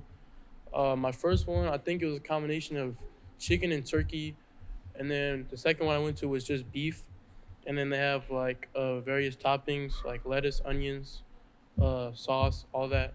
And I had that 2 times, so it was definitely my favorite food over there. And obviously, there's a lot of like brats and sausages. I didn't really have that many. I think I only had one, but I did hear Ronan. He had something called like a golden sausage, which I thought was pretty cool, but I didn't try it myself. And then schnitzel is also another big thing there. I think, is it pork? Yeah, it's like pork, and then you can see it on the left here with the fries. I think a lot of people got that when we went to restaurants. And then the bottom right is the breakfast at our hotel. I thought it was pretty good. Like their yogurt, it was a different texture and a slightly different taste, but I really liked it. And they had these chocolate what they call croissants that I eat like every morning, so that was pretty good. And you guys want to talk about more food? I mean, yeah, like Jackson was saying, it's just a lot. I feel like Germans, they eat a lot of bread for breakfast, and I feel like that's helpful. It's very filling. They get their day off started healthy. You kind of see like maybe in the middle image a white sausage. It's called a Bavarian sausage. It had a very unique texture, a very unique taste. I ate it once and I didn't hate it, but I didn't eat it again after that, just because like it wasn't my favorite way to start my day off. But yeah, there was a lot of good foods there. A lot of cheese-based dishes, a lot of pork, like I said before, and Munich. It surprised me with how good the food was.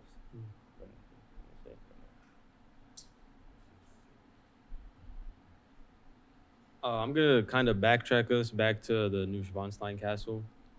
At the end of the castle, they did have like a souvenir store. There were pretty cool souvenirs, pencils. They had magnets for, fridges and whatnot. They were pretty cool. I brought home a couple. I really enjoyed my time there. And then when we go to the food, they did have like really healthy food, fresh juice every morning. They had yogurt. They had fruits of all kinds. And I really did enjoy like having the food there. Oh, also another thing, they don't have, well, they mostly have like sparkling drinks, so their water does taste mostly fizzy. There will be like a certain brand name on it, and you'll know that water is from the Alps. It does taste kind of fizzy. It's like soda, but without the taste. And then there was a lot of sparkling drinks, but I just stuck to water, the healthy version. And that's pretty much about the food I can say. They did have a lot of like healthy options too. They didn't have that many vegetarian options, but the ones that were there were pretty good, I'd say. And that's all I have to say about the food. The only other food item I mentioned is Spezi. Is a drink that's a mix of Fanta and Coke, and their Fanta over there is different to ours. It's like different ingredients. I think it tastes better, and that was definitely my favorite drink over there. I think we have it here at like Jungle Gyms, so I haven't gone and bought any yet, but I do plan on getting some. But yeah, that's it for the presentation. Anything left is questions. How many students went in the group? There was a total of 20 students. How many juniors were there? 3? Yeah, there was 3 juniors and the rest were seniors. How many total? 20. Okay, thank you. I don't have any questions, but I just want to say thank you, because this has been, just seeing it through your guys' eyes has been amazing. I really do appreciate you guys taking the time to share with us. Absolutely. You guys did a fantastic job presenting. Yeah. I can tell the enthusiasm from each one of you, the things that really got you. How do you think this changes the way you see the world now, just this experience? So this for me, it like kind of changed my view a lot, as this is my first time traveling internationally. This is kind of my first time traveling far away from home in general. I feel like the furthest I've been before was Florida. So it definitely changed my perspective a lot. Being one that has to like be aware of a lot of different things, you know, because I'm in a different place where not every direction is in my language that I know. It made me want to go out more. It made me want to explore more. As you know, in my adult life, I want to travel more. I want to travel internationally. I want to travel more to different coasts in the United States, and I want to advocate for more travel as well. You know, I know there's a lot of people who they're scared to travel. They're scared to get out there, but I want to hopefully, you know, be a person that can advocate and tell them like it may be scary, but once you get out there, it's gonna be fun. It might even be some of the best time in your life. So, yeah. Thank you. And we're glad you found your backpack too. Yes, absolutely. Thank you. I have to compliment you, gentlemen, on your German. Yeah. Pronunciation's like right on. So, nice job. Thank you guys so much. Really, thank you. Thank you.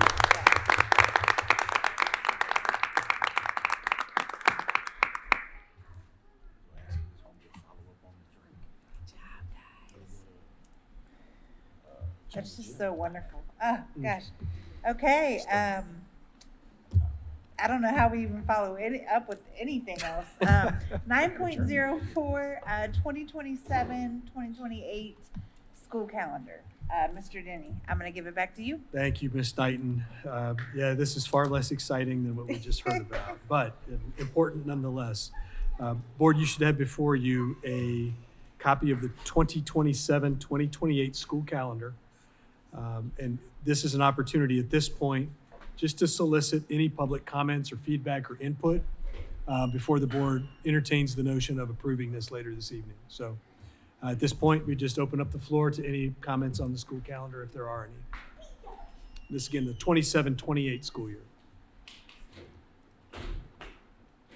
And we will have to bring this back, correct? Because Sorry, Ms. Bryant. we'll have to bring this back again before the public when we have graduation dates set for that. Yes, yeah, thank you for bringing that up. Yeah, because we don't know the date yet at Cintas Center, once that contract is signed, we'll have to come back to the board to seek your approval for the amended calendar with the graduation date noted. Yeah, thank you. At this time, any public comment or input? Seeing none, we'll move on to 9.05, facilities update. Superintendent Denny, you have the floor. Thank you again, President Knighton. 9.05 facilities update would be presented by Mr. Jeremy Day, Executive Director of Business Affairs. Good evening, everybody. Mine won't be as exciting either, I'm sorry. But I got three things for you. Baseball field is just about there. They're working on the top of the dugouts now. The windscreen should be going up starting tomorrow. The old one got taken down today. So we'll be putting the windscreens up here very soon.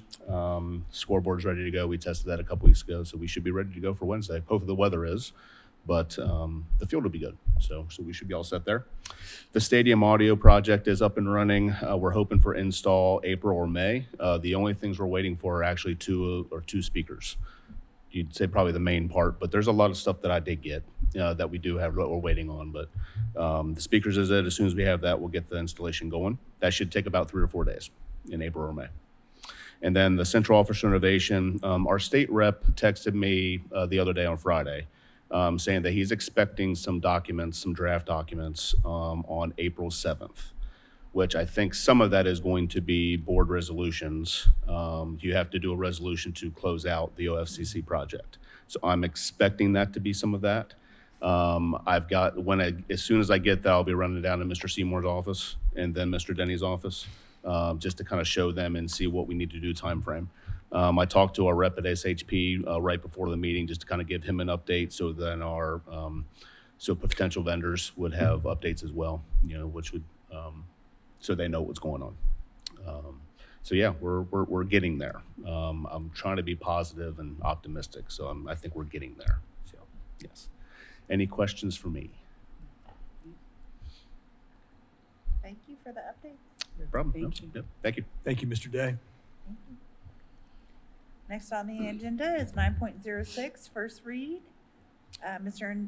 Denny, you have the floor. Thanks, Ms. Knighton. Board, you should see before you, I believe it's 20 policies. This is the winter update. Also, you'll see the Ohio local update overview and comments, so just summaries and essentially the Cliff Notes version with the summary of each of these policies and any pertinent changes to existing policy. But board, this would represent the first read, and we would come back next month with the second read and then the recommendation for your favorable approval at that point. Perfect. Happy reading, board. There's lots there.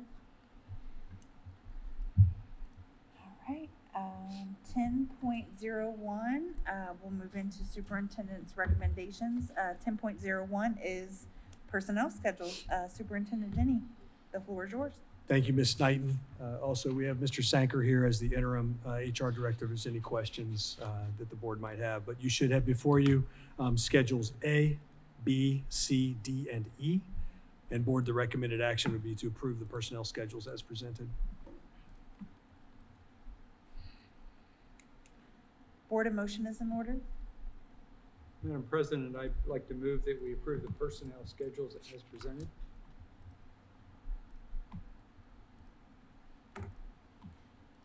Second, anyone? I'll second. It's been motioned and seconded. Are there any questions or discussion? I have a question. So with admin pay, is it step pay or no with administrators? Right now, there are not steps, there are ranges Oh, for administrators and exempt staff as well. okay. Good question. In one of these schedules, there's a number of, administrative people. And when I was in business, the question was, are the right people on the bus? And you and I have talked about this, and I just want to say I trust that you've put the right people on the bus. Yeah. And whether I agree with them is not, I'm taking your recommendation that all these people be, Yeah. the contracts be extended to them. Thank you, Mr. Spielman. Yeah, I'm extremely confident we have the right team.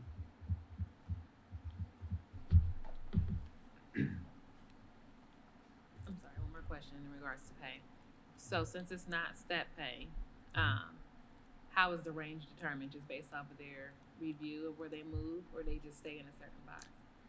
So they're brought in, so there's a range that gives a minimum and a maximum for that particular position.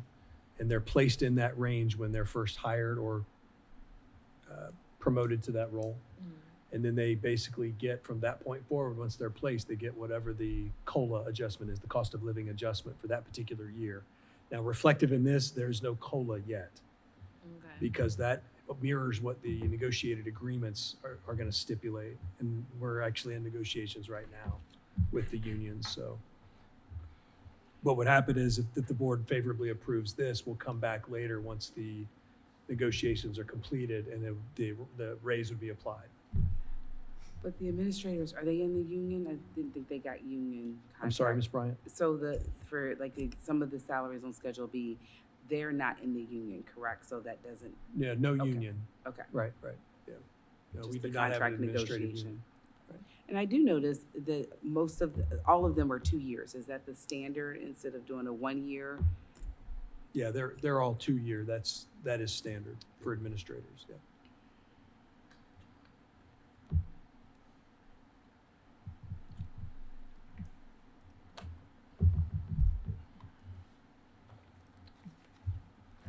Other questions, discussion? Mr. Seymour, would you call for the vote? Mr. Smith, I'm gonna abstain. Mr. Spielman, Aye. Ms. Bryant, Abstaining? Ms. Miller, I'm gonna abstain. I'm sorry, I'm gonna abstain. Ms. Knighton. Aye.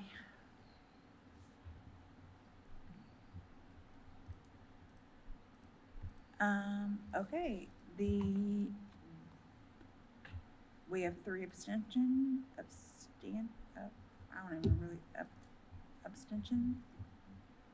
You said aye? Was that your vote? 2 ayes? What was your vote, Mr. Smith? What was that? There are You 3 voted aye. abstentions. 3 abstentions, the Yeah. motion doesn't pass. Correct. So, Is there a way, I'm not sure if this is out, to bring this back so we can discuss the schedule in depth? I know that you all discuss it when you have your agenda critique, but to discuss it more in depth so we make sure that we can feel confident. You'd like on to it. discuss it I at don't the know, next is it- work session, or? I guess my question is, are we abstaining to all the personnel schedules, just one of them? Are they, because we just voted on all of them, You're so voting on all We of did, them. and I guess we can separate them out, correct? Or is there a is it just certain one easier? that there's a question about, or, I mean, I would hate to hold all of them up if there's just one that we're questioning. Honestly, I'm okay with just all of them at this time until we can all get on the same page. That's just my personal opinion. I don't know what the other 2 members.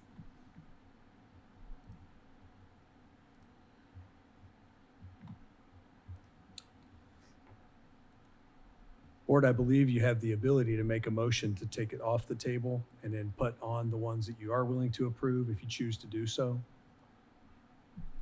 Mr. Seymour, you can correct me if I'm wrong, but I believe they can make a I motion don't know what to we're, wanting to do. table the vote and then re-motion to approve the ones they'd like to That approve. motion's already failed. So Huh? now you would have, that motion has failed, and you would have to make another motion. Okay, so that motion has failed. I guess I'll entertain the floor for another motion, whoever wants to make that, or.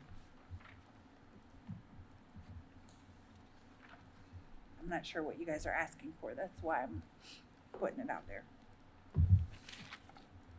I like to make a motion that we accept all of the schedules with the exception of Schedule B. So A, D, E, and C. I'll second the motion. Okay, so the motion to, a motion to approve schedules A, D, A, E, and C. C, D, and E has been made by Ms. Bryant and seconded by Ms. Miller. Mr. Seymour, would you call for the vote? Mr. Smith? Aye. Mr. Spielman? Aye. Ms. Bryant? Aye. Ms. Miller? Aye. Ms. Knight? Aye. That vote passes unanimously. Thank you.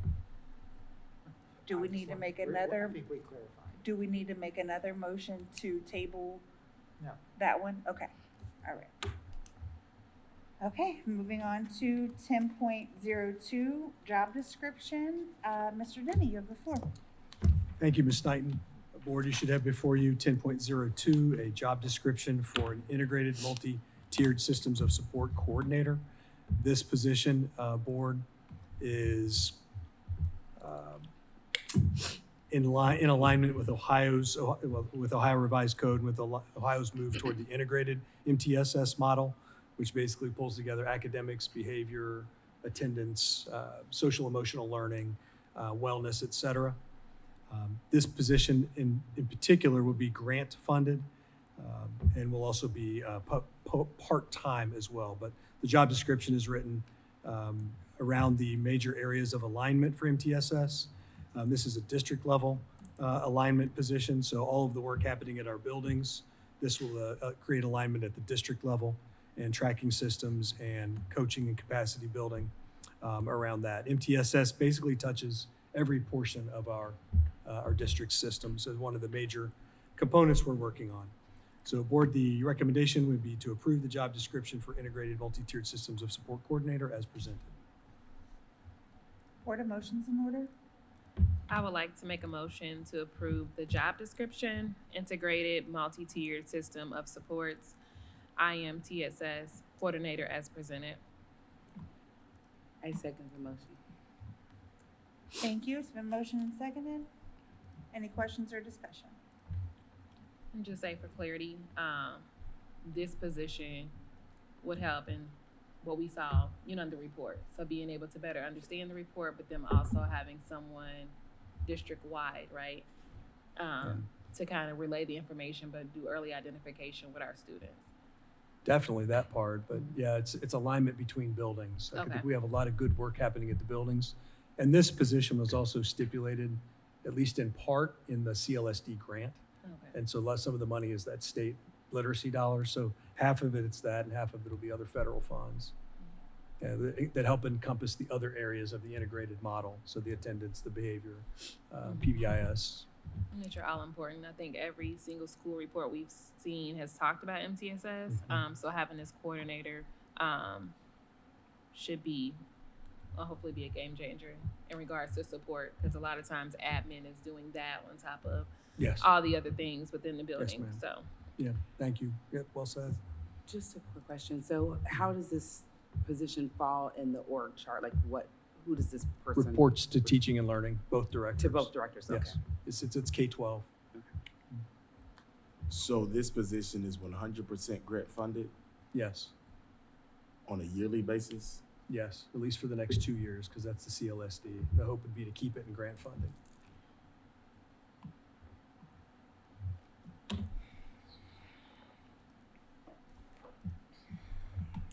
Mr. Seymour, would you call for the vote?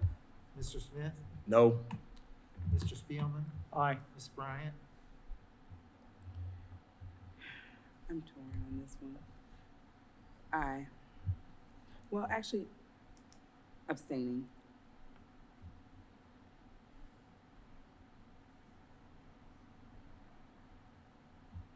Ms. Miller, aye. Ms. Knighton. Aye. That vote passes with 3 ayes.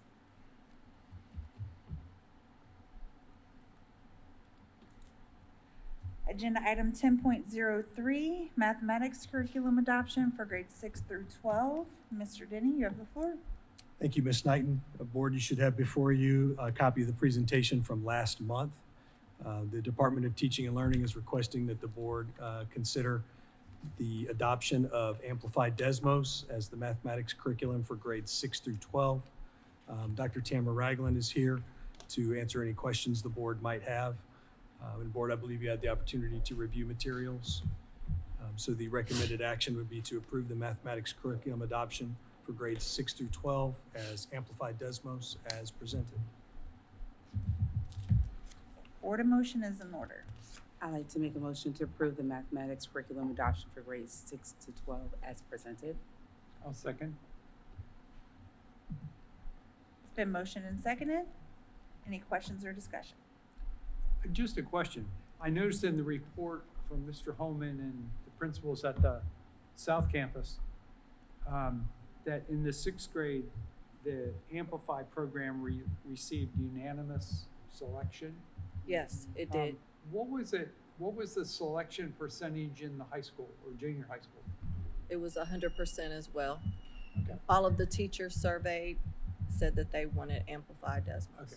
So, okay. Thank you. You're welcome. Good evening, Dr. Ragland. How are you doing? I'm doing great. Mr. Smith, how are you? I'm doing fine. Do you 100% support this? Oh, absolutely. That was my question. It is the best choice between the two. I mean, we've done a lot of work sifting and sorting through various curricula this time last year, and we've had several professional developments around this curriculum. We've done walkthroughs. We've done everything imaginable, and now, pending your vote of approval tonight, we can make a purchase and we can focus on implementation. Thank you. No further questions.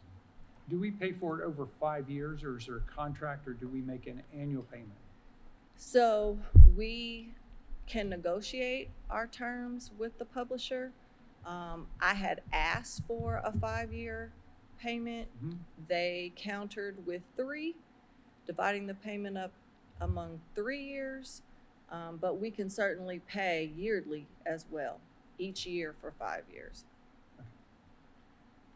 I didn't know if we paid all for the 5 years all at once, up front. No, no. I mean, they would love that, Yeah. but Randy wouldn't. Anybody would. We don't ever offer multi-year contracts. Okay.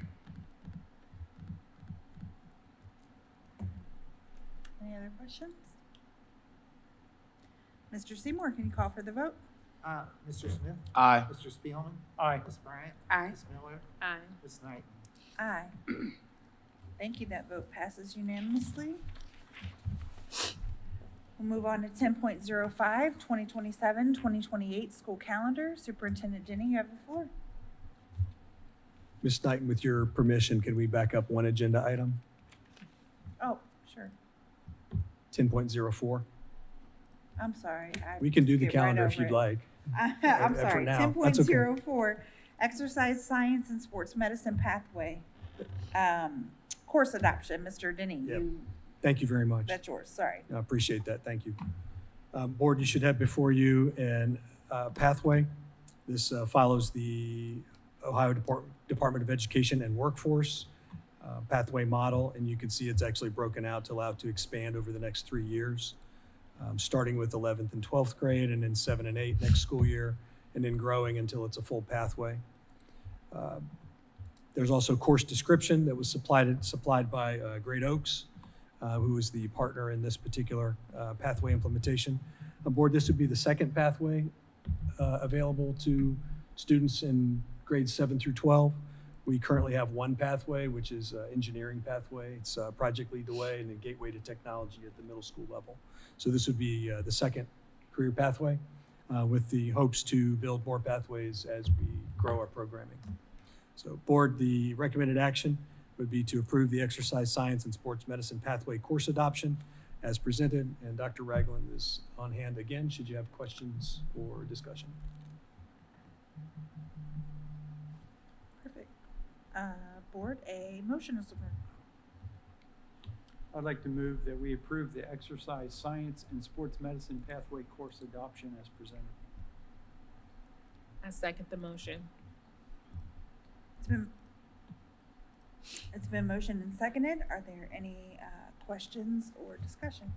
So I just want to make sure I understand. So for the next school year, 26, 27, that next school year? I'm like, what year is this?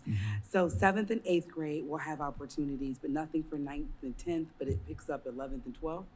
Yes, correct? and so we're rolling up gradually. So we're trying to prepare our juniors and seniors by doubling up those courses so they can graduate with a credential. Okay. And then as the 8th graders finish next year and roll up to high school, so they That'll will be the 9th grade. already be a part of the pathway, and then they can continue Okay.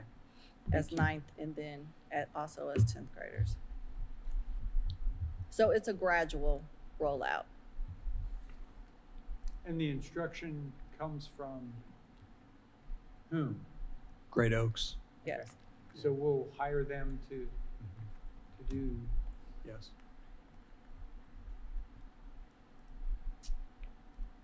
That was my question too.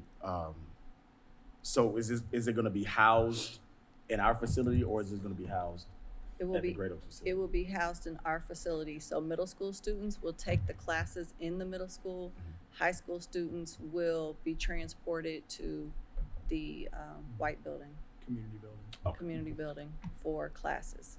Wonderful. So this will be open to our juniors and seniors at the traditional high school as well as our alternative school, which is housed in the community building also. As we prepare to vote on this, as I think about this, my concern is ensuring that we have the correct resources in play, primarily funding and logistics, because I heard busing to the white building. Yes. So Yeah. if we approve this, I want to make sure we understand what we're committing to and we commit to that.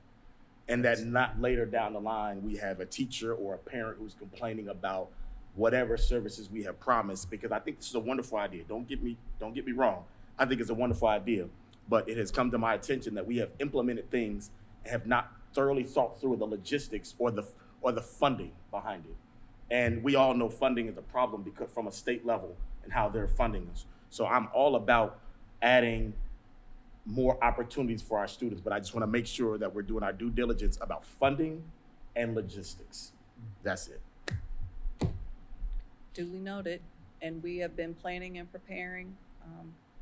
We want this opportunity for our students. It gives us an opportunity to take athletic training that we already have and has existed at the high school to another level.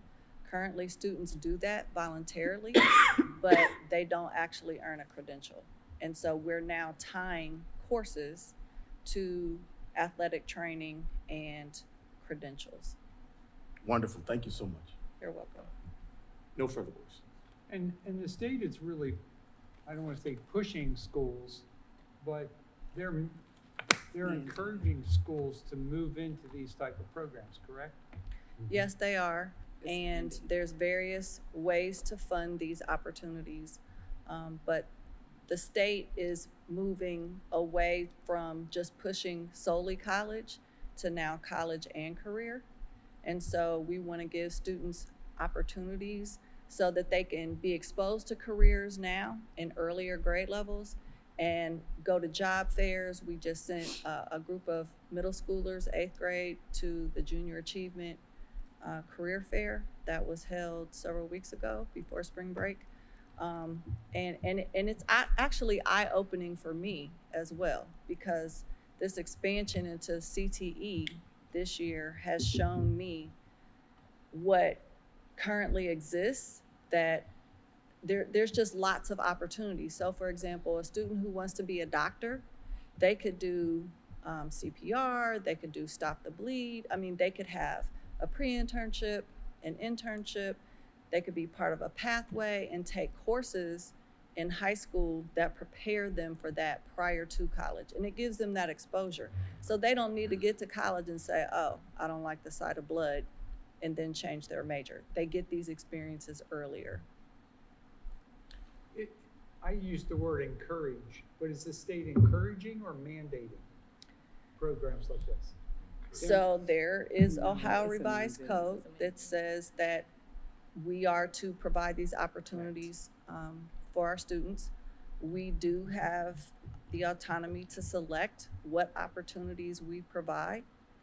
Certainly that is contingent on logistics and funding and things of that nature. And so we have to work around all of those variables. And honestly, it's about, you know, what's the best fit for what's already existing in our high school. And the state doubled down by saying that now these courses, if they're called CTAG courses, like College Credit Plus or CCP courses, they get additional weight. And now the state is giving them the same weight as a CCP class. So a student who's taking those career-based classes at the Oaks or at Winton Woods High School will now have additional weight on their transcript towards their GPA as well. So will the class be 4 days a week, 5 days a week, or 5 days a week? They would So 5 they would days a take the week, class every day. kids will be transported to the Yes, community building. yes. Bus. And the reality is Great Oaks is our partner. They've been a great partner, but they have limits. They can't take every student that applies, you know, and then they have a waiting list. And so students who do get in, they may not get their first choice of career opportunity. And so the state has basically opened it up and said, hey, Great Oaks or Butler Tech, you don't have the monopoly on career-based experiences and courses anymore. And now comprehensive high schools have the opportunity to do the same. So do we just hire their instructors on an hourly basis? It's considered satellite, so we're like a Yes, satellite. we're a satellite. Yeah, you become a satellite. It's the same as the Project Lead the Way program, and it provides the equipment, provides the training, the credentials. Like, we don't have any educators in our system right now that have a CTE credential. That's why we have to phase some of this, is we've got to really look at how are we going to implement this to be sustainable, to be cost effective as we go forward, especially with the budget situation that we are all aware of, you know, that the district and many districts are facing right now. I will say I'm very excited about this opportunity. At last year's OSBA, there were multiple sessions focusing on CTE, and that was the first time I'd ever seen that. And so it is a state mandate to have alternative things, like you said, you can pick. But I also think it's a great opportunity for the public. We have some talented people in our district. We have talented people that work here and talented people in the communities. And so for them to understand that there may be some young person that's interested in the industry that you're in, and it's an opportunity to bring that industry into the classroom so they can see what's possible. It's not just go to college, or go into this, but all the other job opportunities and career development opportunities out there. So thank you guys for working so diligently on this. I know that this is a troubling time with funding, but that's why it's so important that we have community engagement, that people understand what we're trying to do, what the state is trying to do with funding, and why we need people to show up and say, we want these opportunities for our children.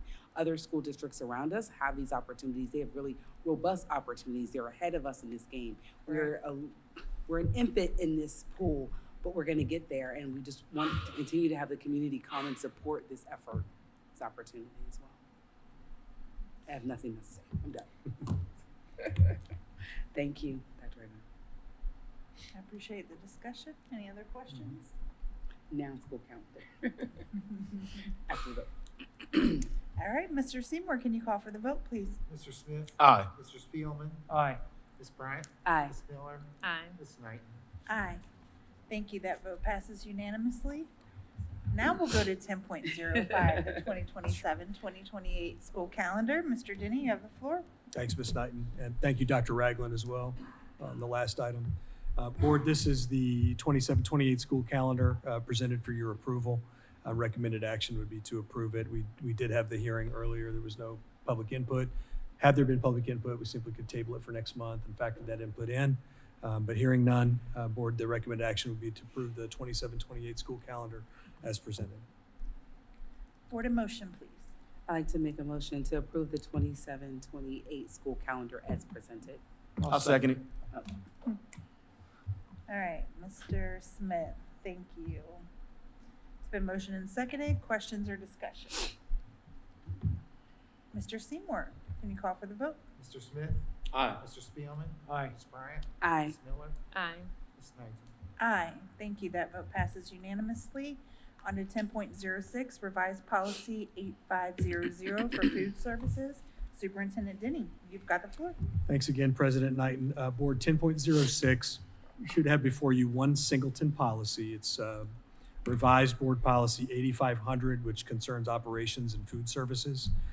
We have an accelerated timetable situation due to the state requiring that districts have this in place by the end of March. We received it at the beginning of March, I think actually week 2, from Neola. The good news is it's things our district already does. In essence, what the policy is requiring, the change the state legislators required and what they passed in session was not using, I'm going to use the phrase Impossible Burger from Burger King. It's like we cannot serve plant-based or alternative meats and things of that nature as a part of the school cafeteria program, the school nutrition program. So you'll see in the policy the green items, and again, this is straight out of Ohio Revised Code. Cultivated protein food products or food misbranded as a meat or egg product, that none of those products or misbranded meat or egg products may be purchased by the board, by the food service operation, the child nutrition department. An identifying meat term means any word or phrase that indicates, suggests, or describes a meat product, and common names that a purchaser would associate with a meat product, such as chicken, burger, filet, jerky. A permissible qualifying meat term is a word or phrase that would clearly disclose to a reasonable purchaser that the product is not a meat product and includes phrases such as imitation, lab-grown, meatless, vegetarian, or vegan. So it's in essence the policy. But board, the recommended action would be to approve the revised policy 8500 food services as presented following the state legislators' actions. Board, a motion, please. Madam President, I'd like to move that we approve the revised policy 8500 food services as presented. I second the motion. Thank you. It's been motioned and seconded. Any questions or discussion? Mr. Seymour, can you call for the vote? Mr. Smith? Aye. Mr. Spielman? Aye. Ms. Bryant? Aye. Ms. Miller? Aye. Ms. Knight? Aye, thank you. That vote passes unanimously. Next on the agenda is Board of Education reports. 11.01, legislative report. Mr. Spielman, you have the floor. I will be brief with my legislative report. I had lunch today with my state representative. So we had a good hour and a half conversation about state funding and a couple other topics. Right now, the state is, they are, what's the word? They're out campaigning for the primaries, so they will not meet again in the state house or senate until after the primary election, the second week of May. There's 3 education bills that are going back and forth between the House and the Senate being revised, SB 326, SB 328, and Senate Bill 19. Nobody has agreed to any of the plans from the other House or the Senate. So they're being revised. And they're, as I mentioned earlier, they're recessed right now on spring break, and they won't meet again until mid-April. For the Senate, they have a couple conferences, but really not until the second week of May. So the legislative report for the next month's board meeting will be very light. Great. Thank you, Mr. Spielman, for always keeping us informed on legislative happenings. Appreciate that. 11.02 is the Great Oaks Career Technical Center report. I'm actually happy to report, board, that highlights from the March Board of Directors meeting as well as student spotlights are attached for your reading pleasure in board docs. One thing I do actually want to mention, the Great Oaks acceptance season is upon us, so students are being notified of acceptance into programs all across the campuses for next academic year. I just want to give a huge shout out to our warriors who are getting accepted across the board.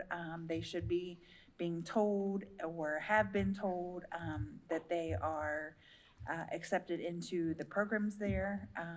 Like Dr. Ragland had mentioned, the programs just aren't big enough to take all the kids that are interested. So I love that we are making other opportunities for kids to access career and technical services and still get those educational pieces and opportunities. So, glad about that. So definitely kudos to our warriors who are going to be passionate and pursuing career and technical education for next year. We will go ahead and move on to 12.01, board motions and recommendations.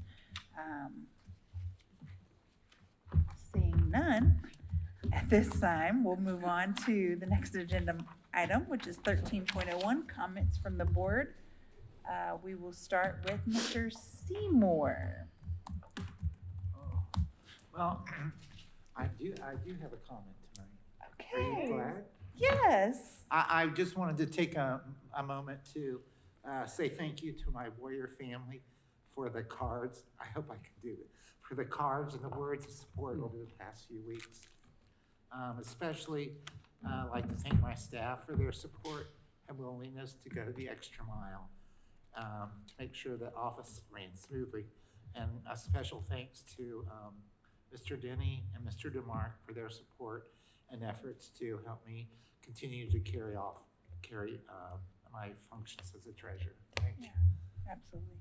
Know that we love you, we're with you, and definitely felt your absence, so we're glad to see you back, and know that we support you, so absolutely. Yeah.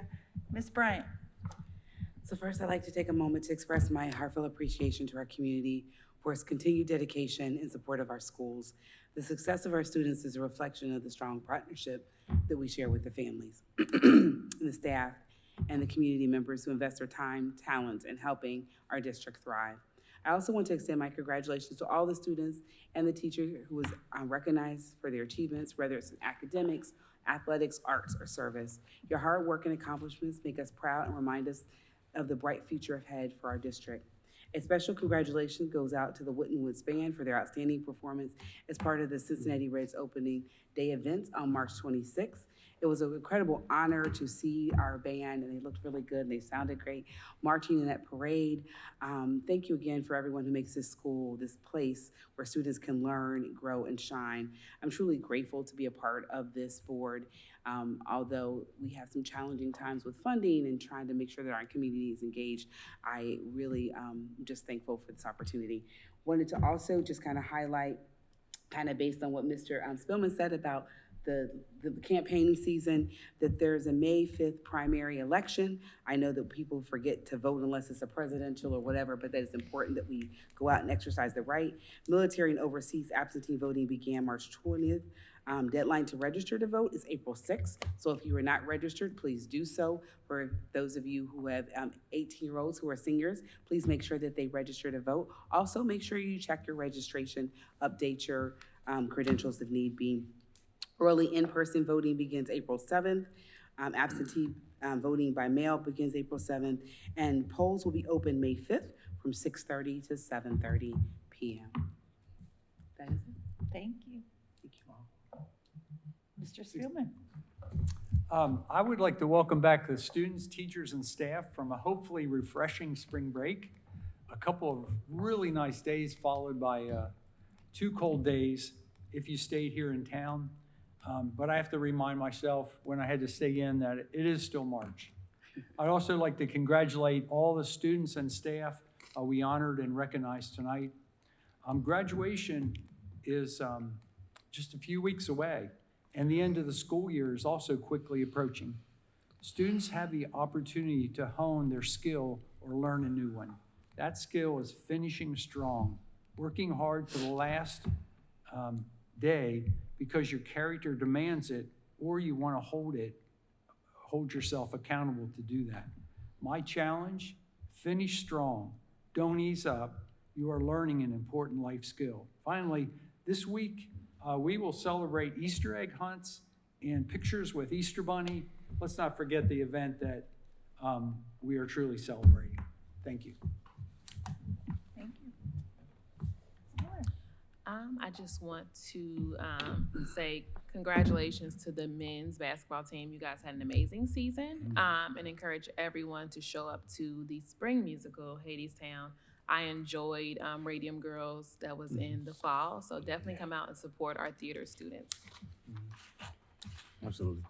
Once again, just thank you for all who are still in attendance. Appreciate you staying with us. I'd like to say thank you to Mr. Denny and Mr. Day for making it possible for the band to march in the parade. There's a lot of logistics that go into that. Thank you to the food services people who provided the food for the band because it was an extremely long day.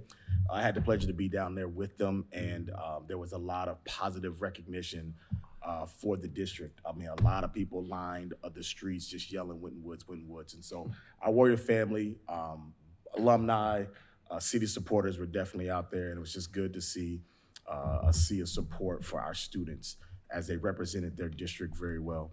And once again, to all of our winter sports, thank you guys for representing us in a high collegiate level, I feel, as you went into tournament seasons and brought back certain trophies and recognitions. You all did a phenomenal job.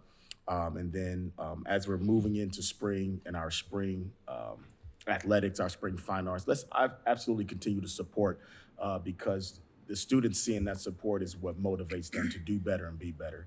And with that, I'll be completed. Thank you. Superintendent. Thanks, Ms. Knighton. Just echo what's already been said. Don't want to retread or rehash, but it is fourth quarter. I hope everyone had a great spring break and they're feeling energized and ready to come back and hit the ground running.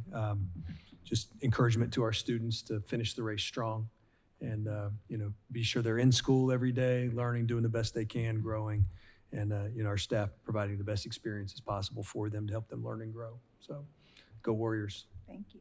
Thank you. I just have a couple quick little things. I will definitely ditto opening day. I was there. We were screaming. Mr. Smith saw us as they passed by. We were excited to see them, and our Warriors represented well. So definitely, I definitely encourage, as we enter back into our buildings from spring break, just a reminder that we are warriors and we're trustworthy, respectful, and responsible. And, that should help us get through the rest of the year strong. I would be remiss, our sports teams are phenomenal, and we know they continue to compete at a high level every single year. I feel like we're always recognizing them for greatness, and they always finish, postseason really, really strong. But I feel like I would be remiss if I didn't congratulate the Princeton Vikings boys basketball team on their state championship title. They're our friends, they're our neighbors, and so that's such a great feat. I mean, we've been there before, we know what it takes, and they're local, they're our friends. So congrats to you all.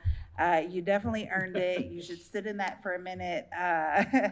So I definitely want to acknowledge the phenomenal season that our Warrior men and ladies definitely had. Both teams did just a phenomenal job. So I just want to make sure that our players and coaches know that we have top of the line, both coaches and players. So yeah, thank you guys all so much. Next on the agenda is 1401, executive session, but we do not have a need for one tonight. So with that being said, 1501, I'll now call the meeting of the Winton City Schools Board of Education adjourned. Thank you to all in attendance, and thank you to Waycross Community Media for your commitment to students and families of Winton Woods and for broadcasting this meeting. Good night. Good night.